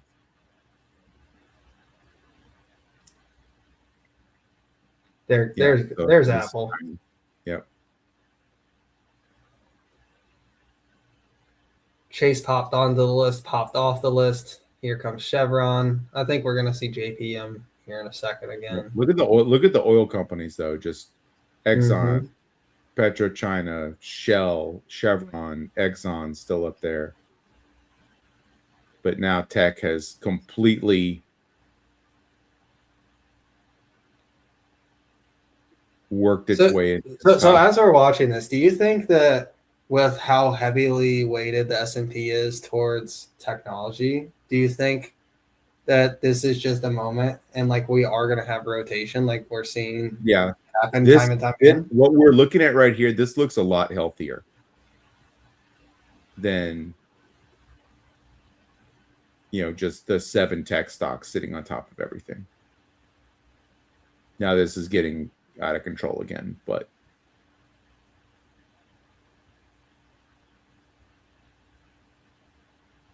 and Berkshire Hathaway is only here because of how much Apple they own. That's how big Apple is. Well, isn't that like saying that the Cavs only won the NBA Finals because of how good LeBron James is? I'm just by market cap. So like you were buying Berkshire Hathaway, what you were really buying was Apple. Right. Maybe not all of it, but a good chunk of it. Remember, they have privately held holdings too. It's not just the public portfolio. Oh, there's Saudi Aramco. Yeah. Their office is like 2 blocks down from my office.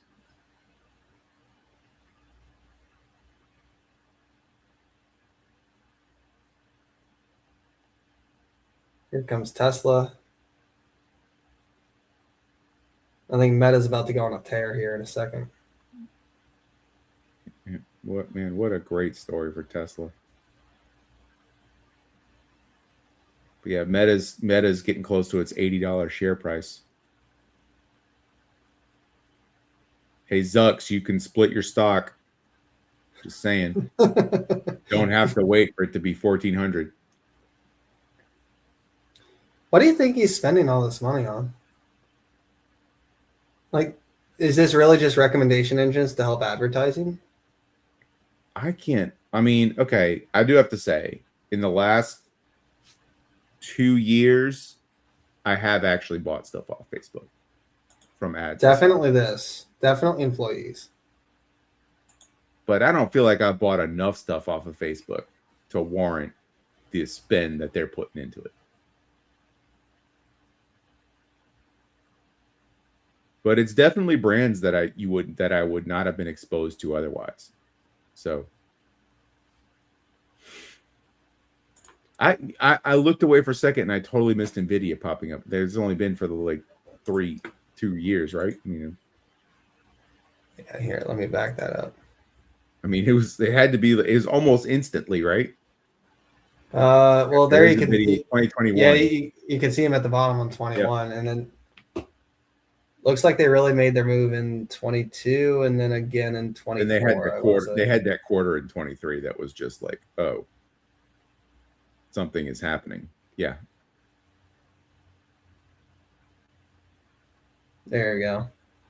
Well, got to just race to the top. Yep. Just buy everybody.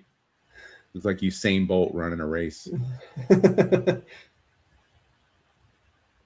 Apple was keeping up there for a second.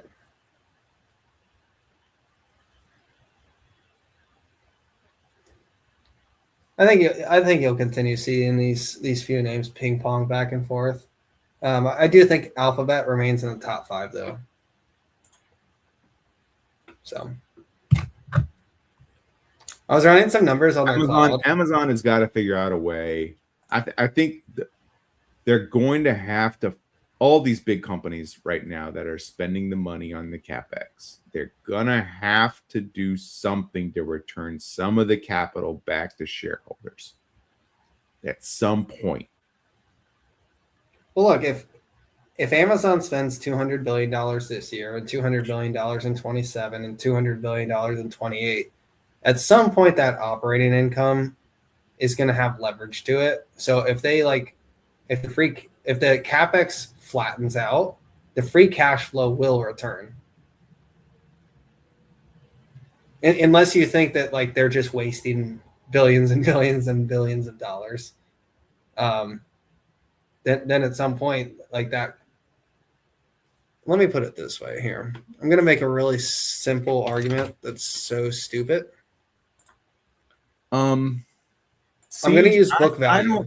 I don't think China is interested in that future. I think they would rather have their own national hero. What, this? Yeah. I'm not sure about that one. Here's my really stupid argument. Okay. It's not stupid. It's kind of stupid. You're making it. It's not stupid. That's my job. This is shareholders' equity. So this is book value.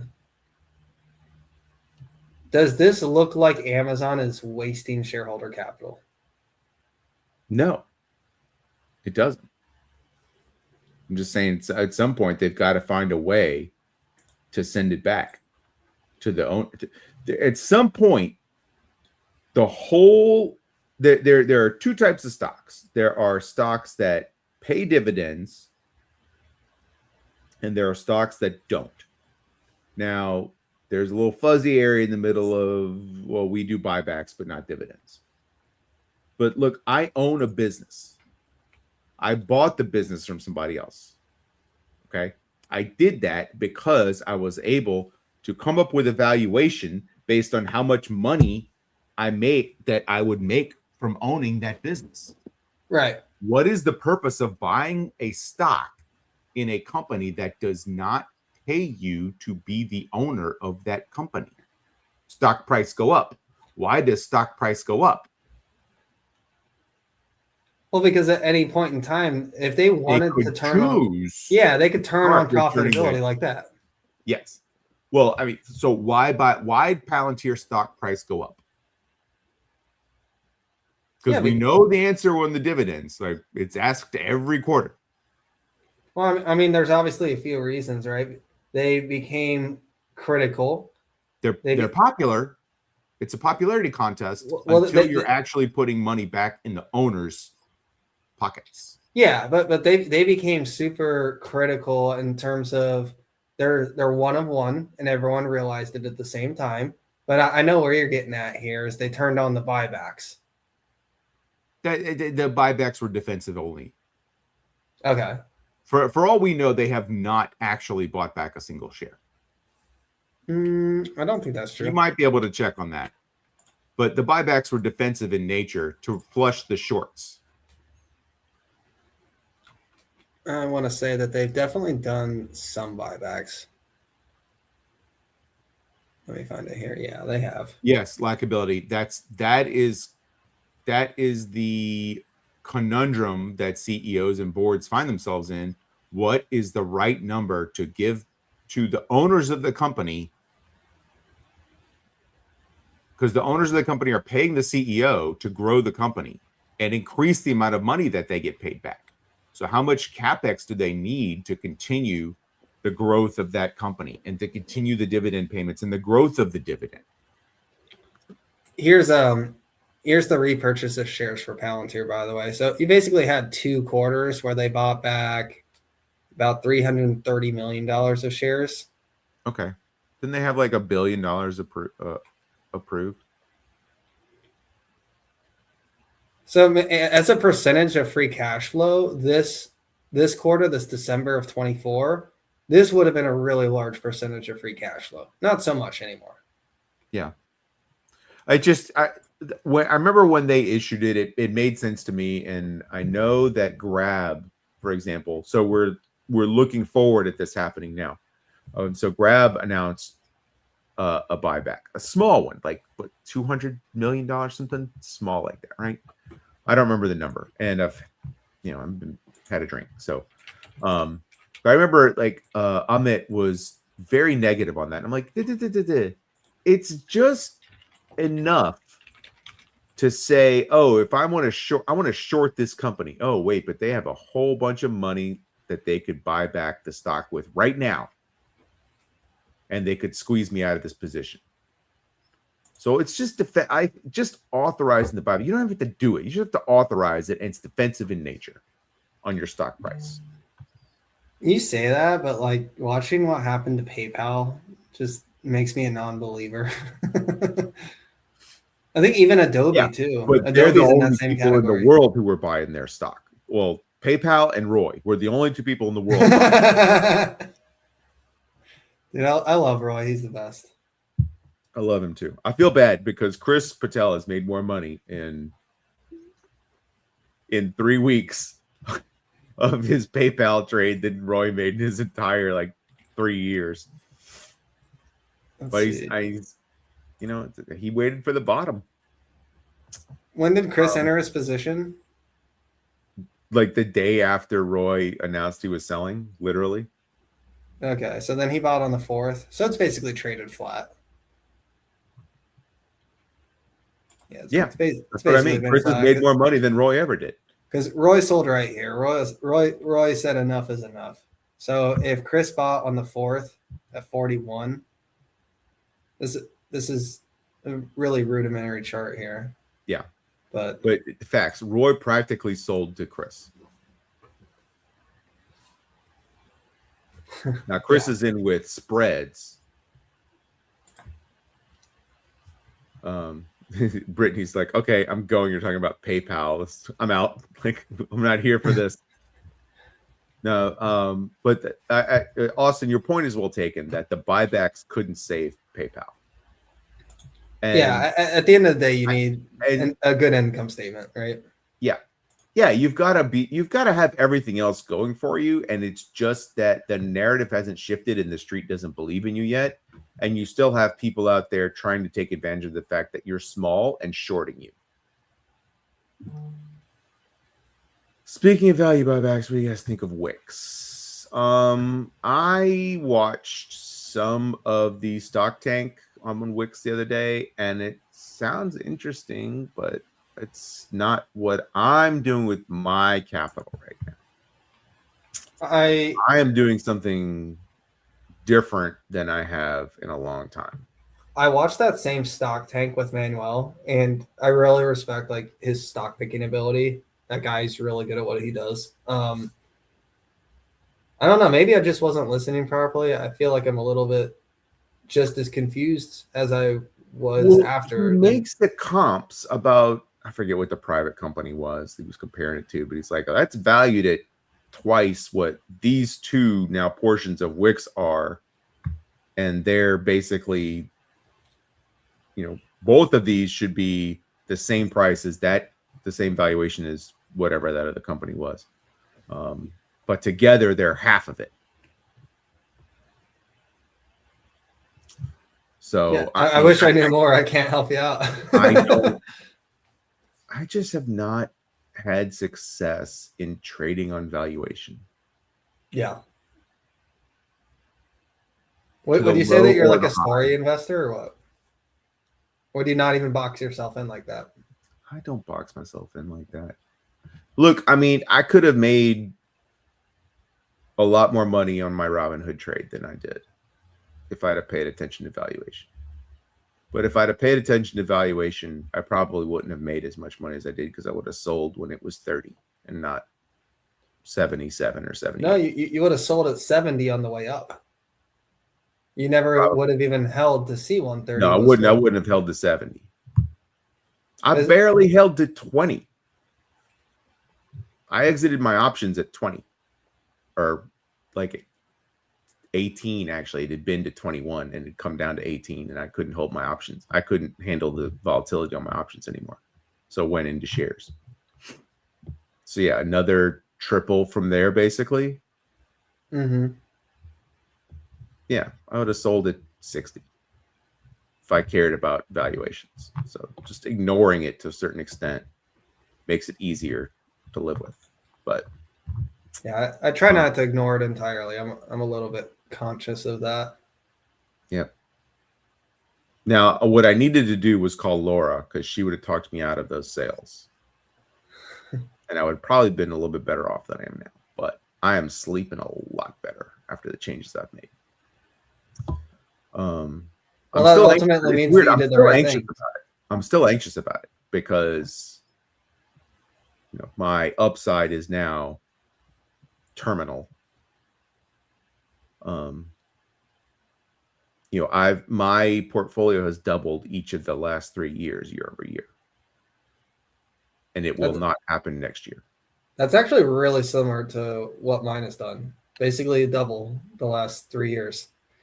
Yep. And then I don't think it's realistic to continue. Took a giant haircut. Yeah.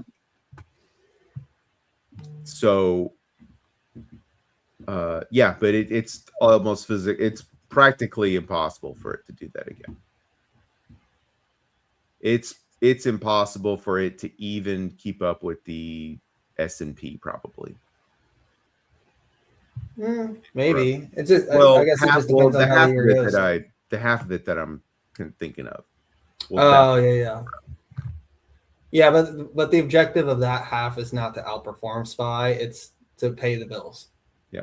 So for those who missed the episode, I think last week we talked about it, or maybe I'm remembering my conversation with Matt that I had on Sunday. Dougie's not a bear, but Dougie. Dude, this is the best troll comment I've ever seen. Thanks for the troll. Shout out, Julie. Dougie realized he was not doing a good job of handling the volatility. And part of that was due to the fact he was not taking very good care of himself, because he was out partying real hard for about 6 or 7 days and was operating on no sleep and bad nutrition. And so when the market got super volatile, he couldn't handle it. And did something, frankly, he should have done to begin with, because he's not as young as Austin is. He's not as young as Matt is. He's not as young as Amit.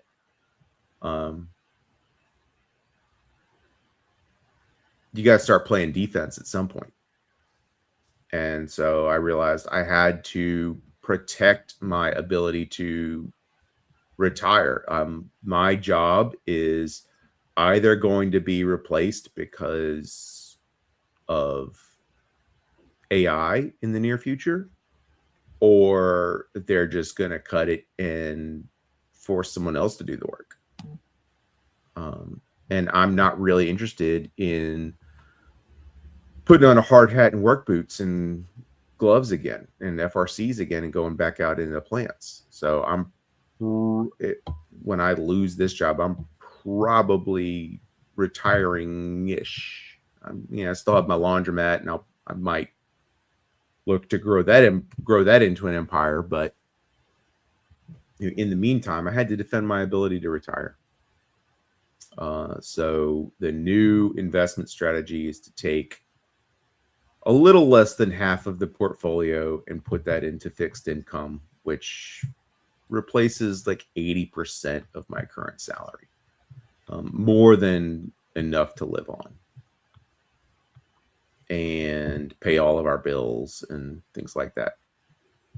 You got to fight for your right to retire. Yep. And so like I could lose my job tomorrow and not have a care in the world. I could just walk away. And now I have the other half of my portfolio now that I feel like, okay, that's going to need some reorganization as well, but that's going to need some reorganization to be even riskier than it is now. Since I have defended the side of the portfolio that I need to live on, plus I have a job on top of that. So I basically doubled my income effectively, take home pay wise. Now I can be super aggressive with what's left, which is roughly half. Yeah, I think it's a really strong idea to, and that means like, find your and footing. that means options and leaps, not hold a bunch of shares. Could be like a good inflation hedge. Options and spreads. I mean, not leaps, but yeah, Gotcha. options and spreads, more leveraged plays than I am right now. But like you said, like the ability to generate 80% of replacement income, like sleeping good at night, dude, that's priceless. Absolutely priceless. Money doesn't mean anything if it's like stressing you out. And that goes for any level. Like there are newer investors right now who are probably freaking the fuck out because they just saw their portfolio go down like 30% in the last 30 days. That's not really where you want to be. Like money is supposed to provide independence and freedom and give you all these different options. And, you know, you can use it to be good to your family, to your friends, to experience life. If you're sitting there looking at your portfolio crashing out because it's down 4% that day, like that's kind of the 4% day. It was the no, not you. I'm talking about for every day for 3 weeks. I'm not talking about your portfolio. I'm talking about people who are like brand new to investing, who don't know what that feels like, who are getting thrown cold water in their face for the first time. That does not describe you. But I'm sure there's people who are like feeling that right now. And, you know, to those people, I would just say like, this is really normal. Yeah. And I think if they can learn anything from you, is that like even seasoned investors can get it wrong, and that allocation percentage is super important. That if you're super overweight, like how many times, Dougie, did I message you? And I've probably got a few other friends who I was messaging all the time. When I was 55% Google, how many times did I message you? And I'm like, I'm damn sure about Google, but like, is this stupid? Like, could this blow up in my face? Yeah, that's hard to hold that, man. I respect the hell out of you for that. I mean, the heaviest I got was maybe 30% in Palantir. But like, it easily could have gone the other way. Like, what if Sam was a G and like did actually kill search? Like, I would be in the complete opposite situation, right? So sometimes like the chips fall where they are. Like we have to be realistic about the fact that, like poker, there's a bit of randomization to it all. Mm-hmm. So you have to take the wins with stride, and you also have to take the losses with some grace and some humbleness. But I think it's important to keep the overall picture in mind, that at the end of the day, the purpose of the money is to help you live your life. The purpose of your life is not to make money. I'll say that again. The purpose of your money is to help you live your life. The purpose of your life is not to make money. So I think it's really important to hear from someone who has reached basically the retirement money or the retirement number, and like you've been through it. You've seen the up cycles, you've seen the down cycles, and I think everyone could learn from that. I know I certainly have. Yep. So thanks for sharing, Dougie. Not everyone can be vulnerable about like, you know, something like that. And I think it's really important for you to be someone to look up to. Thanks. Well, I mean, I want people to learn from what I've been through. So one of the lessons I took away, and you were trying to really, in our texting, you were really trying to make me feel better about myself, and I wasn't feeling overly critical, but it was, folks, you have to take care of yourself mentally and emotionally to be able to hold through big, tough, volatile times. If you're not taking care of yourself, if you're not exercising, if you're not sleeping, if you're not doing other things you enjoy, and you are just sitting on the markets biting your nails all day, and you're not getting sleep, and you're not taking care of yourself mentally and emotionally before the volatility hits, you will not be able to take it.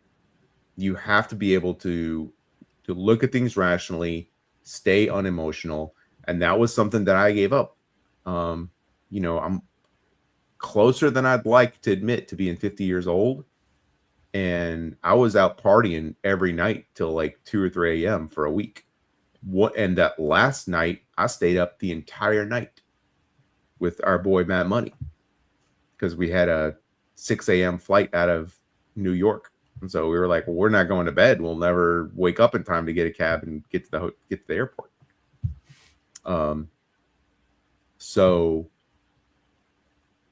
I'm not 21 anymore where I can just pull all-nighters. Like age catches up to you in those ways. Yeah, Julie, Laura can confirm. She saw the photos of Florida. He's got witnesses, folks. He's got witnesses. So look, it was a great time, and I don't regret it. But if you think about, you have to be a professional. You have to be able to stay mentally and emotionally grounded to handle the volatility. And if you're partying too hard, you can sacrifice that. And I feel like that might have happened to me. Now, it also made me open my eyes and realize I was holding way too much risk for someone who's almost 50.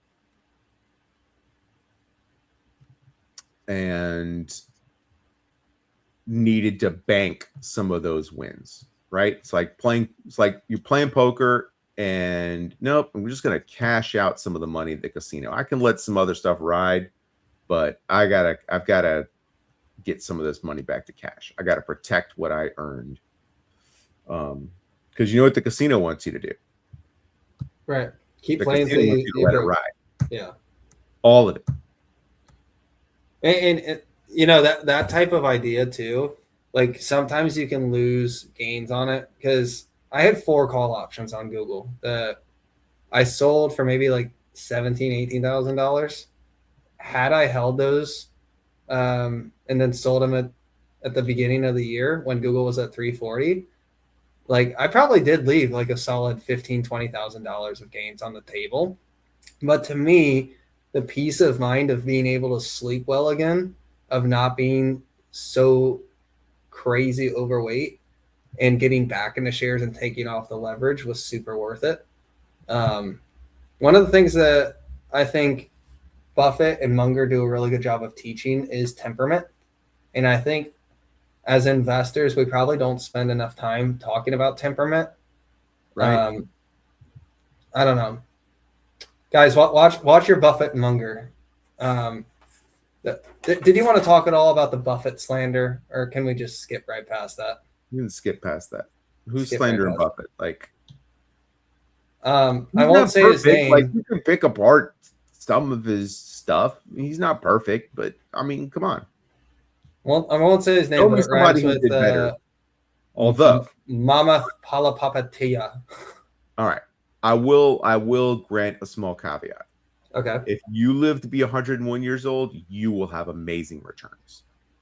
I'll never have Buffett money, dude. I can live to 200 and not have Buffett money. If you retire at 70, think about the money you make and the returns you get on your capital from the time you're 20 to the time you're 50. Okay?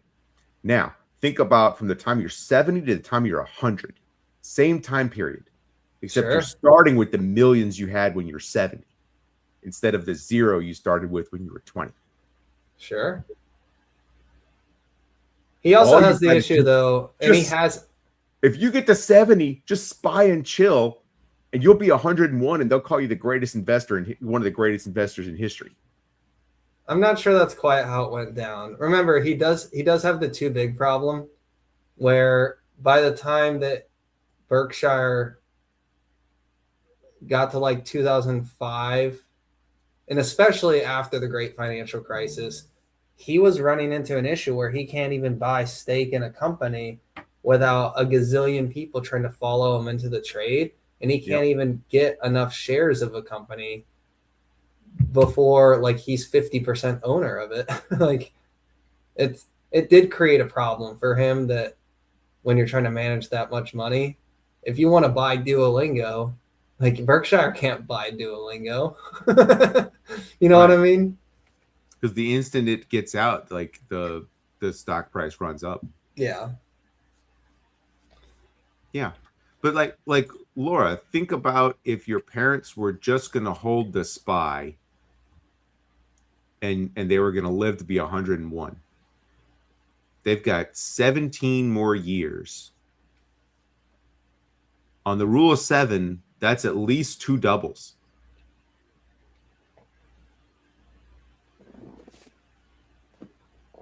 So it's just like, that's what I mean. You know, so if you just think about it, the money you have when you retire at 30, if you just keep it in the SPY till you're 100. Retire at 30. No, at 70. Sorry, at 70. Okay. But if you got 30 years, so that is what? 5-ish doubles? Yeah. Dude, there for a second, I thought you Money thought you I had. was retiring at 30. I said, who do you think I am? I'm not Arnie. Okay. I'm not like that. No, you're gonna retire. You're gonna retire at 60. Okay, you're gonna retire at 60, maybe earlier. Well, let's just say you're actually like you're finally like retiring, and you're living off of your own money at 60. But you keep it in the SPY for 40 years. You're gonna retire with $12 million, Austin. Okay, the last 4 years of before you retire is basically a full-time job just managing your portfolio, and then the next rest of your life is managing your portfolio. Just keep in mind this could be inappropriate extrapolation, right? Like It could be. It could we're have to looking at do with previous gains and we're like moving that forward, and and people do it all the time. They're like, okay, the S&P returns 8 to 12% every year, and like that's like almost a given. I just want to remind people that it's not. But if we look at a time period of 40 years, the averages will most likely play out. Now, yeah, could you have a downturn the last year that erases a bunch of that? Maybe, but you never know. But if we run the Monte Carlo scenarios, that's going to be the average, right?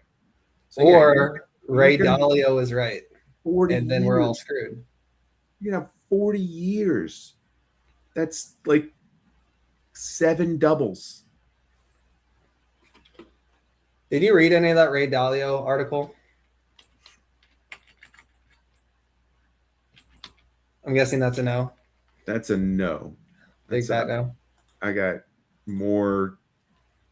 Like, I know what he thinks already. I don't have to reread it. Okay. True. He's not presenting us with, oh, hey, I was wrong and we have to reconsider. Hold this all now. It's like, no, this is what I've been saying this whole time, and I'm just reiterating it or framing it in another way, right?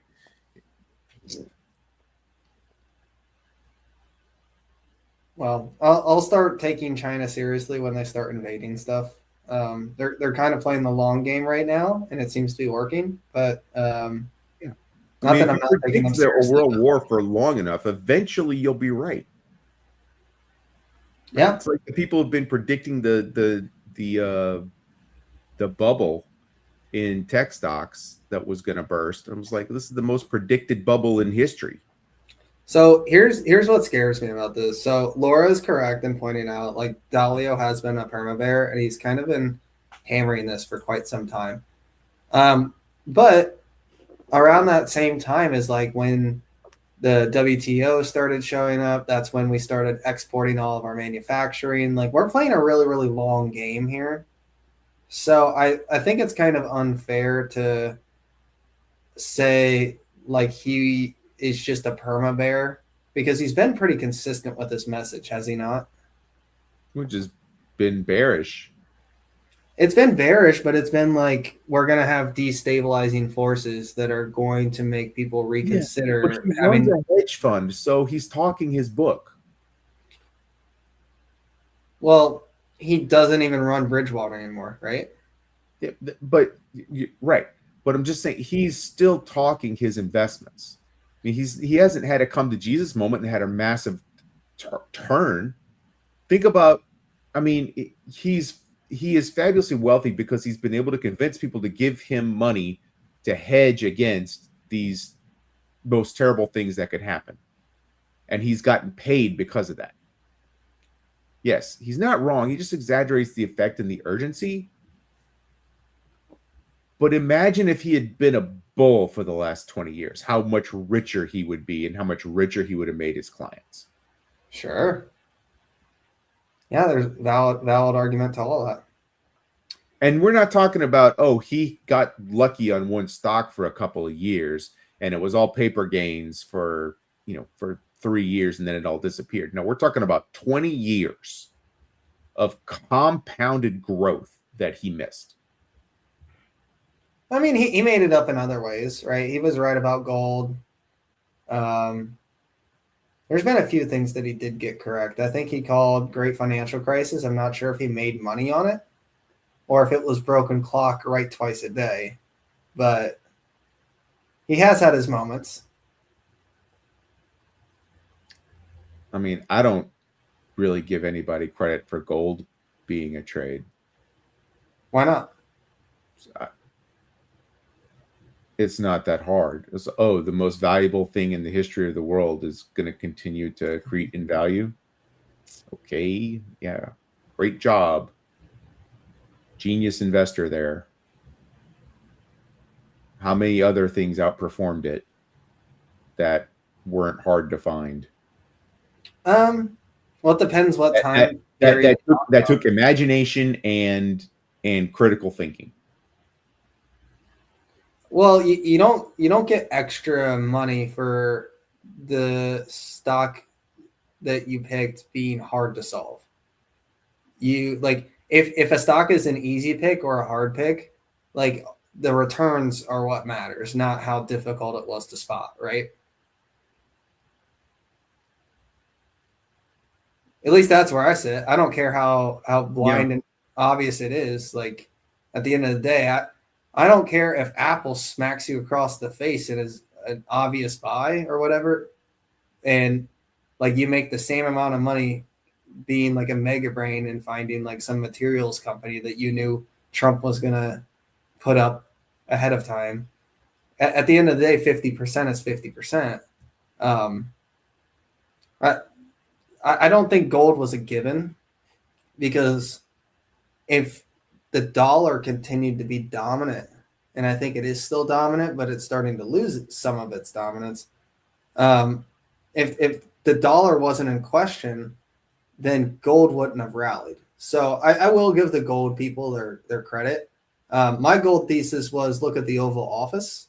So that was my gold thesis. The gold, the gold that got installed, gold's going up. Yeah. I was talking to a coworker about it, actually. I said, could it be this simple? And he said, you're an idiot, Austin. I said, no. And I ended up being right. You could argue that everybody who got in on this gold trade are traders, not traders with a D, with a T. Because all that money went to Russia and China. They were the ones they're the ones that are exiting that trade, having made most of the money. Aren't the central banks the ones buying it though?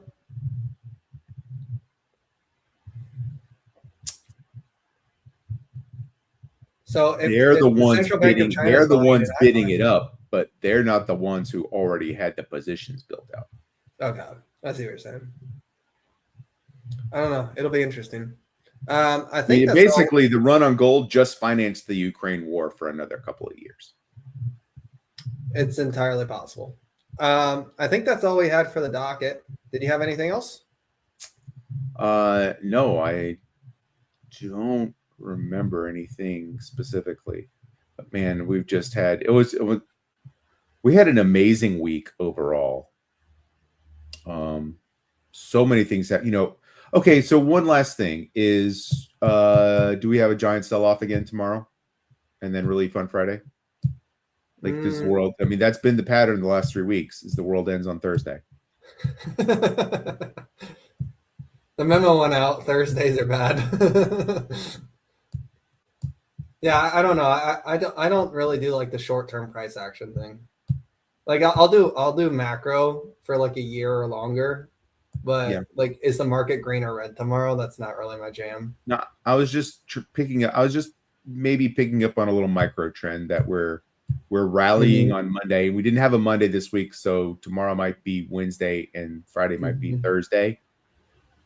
So we had a little micro rally on Fridays, and then it would maybe Monday hold and then dump until Thursday, and then Friday a little relief rally. And so I wonder if we see that pattern continue to hold, or Laura says no, or are we back on the software? Like, is software all of a sudden not gonna die again? Well, they can't all be in the trash, right? Like It either is or it isn't. Like either all of it, destroys software or it doesn't. There's not a lot of middle ground. Well, there's middle ground, and like some companies will and some won't. I think there's room for debate there. Like certain companies are going to be more affected than others. You would be certain looking at the Pareto principle, though. 80% of software would be affected and 20% would be resistant. Yeah, maybe it is 80-20, but I think like those 20% of companies are probably the ones who like lean into the useful technology and are able to build their business around it. And maybe the 80% are like people just sit on their hands. I think I agree with Laura. I think there were too many SPY puts bought today. That Friday's green. I will leave that to the liquidity people who see options flows and know all that stuff. See, there's two types of people. There's people who can look at the matrix and people who can look at the matrix and see what's in there. I feel like I just look at the matrix and all I see is the green letters. I Mr. Smith. I find myself a little bit more aligned with Steve on that sort of thing. Like when it comes to buying, like I see a price that I like. I don't care about the noise. Like either it's relevant to my particular name that I'm looking at buying or it's not. And if I like the price, then I buy. Yeah. It's kind of a keep it simple, stupid type methodology. Right. Well, Venom, if the market's going straight sideways, then covered calls are paying off. Yeah, I mean, I don't sell any or cash secured puts, by the way. But yeah, I'm perfectly okay with the stock trading sideways and me not making any money this year. But so far, I'm down 11% year to date. So hopefully, we just not keep going down. But I'll be all right. Well, we know that there will be another small sell-off. Well, I say I'm predicting there will be another small sell-off because of the pattern that I think I've been able to recognize for the last couple of quarters. And that is the amount of the S&P 500 whose implied volatility in the options spikes due to the proximity to earnings, this being NVIDIA, is going to spike the VIX as a result. And that's going to cause a little bit of a sell-off algorithmically. And then once that implied volatility goes away due to being on the other side of earnings, then VIX will come down and prices will recover all. NVIDIA reports exactly a week from today after the bell. So next Wednesday, after the bell. There any other big companies? No, it's just Fix is left. They report tomorrow morning, but that's about it. I think everyone else is just about done. And I think we're done too. We've done 2.5 hours. Let's get out of here, Dougie. All right. Money Mobsters. Everybody, I thought we had 17 people in the chat today. I think might be a high for us. Yeah, popping off. We love all Appreciate you guys in everybody. the chat. Appreciate it. Commenting, hanging out with everybody. Y'all have a good time. And all right, thanks everyone. Bye. Bye.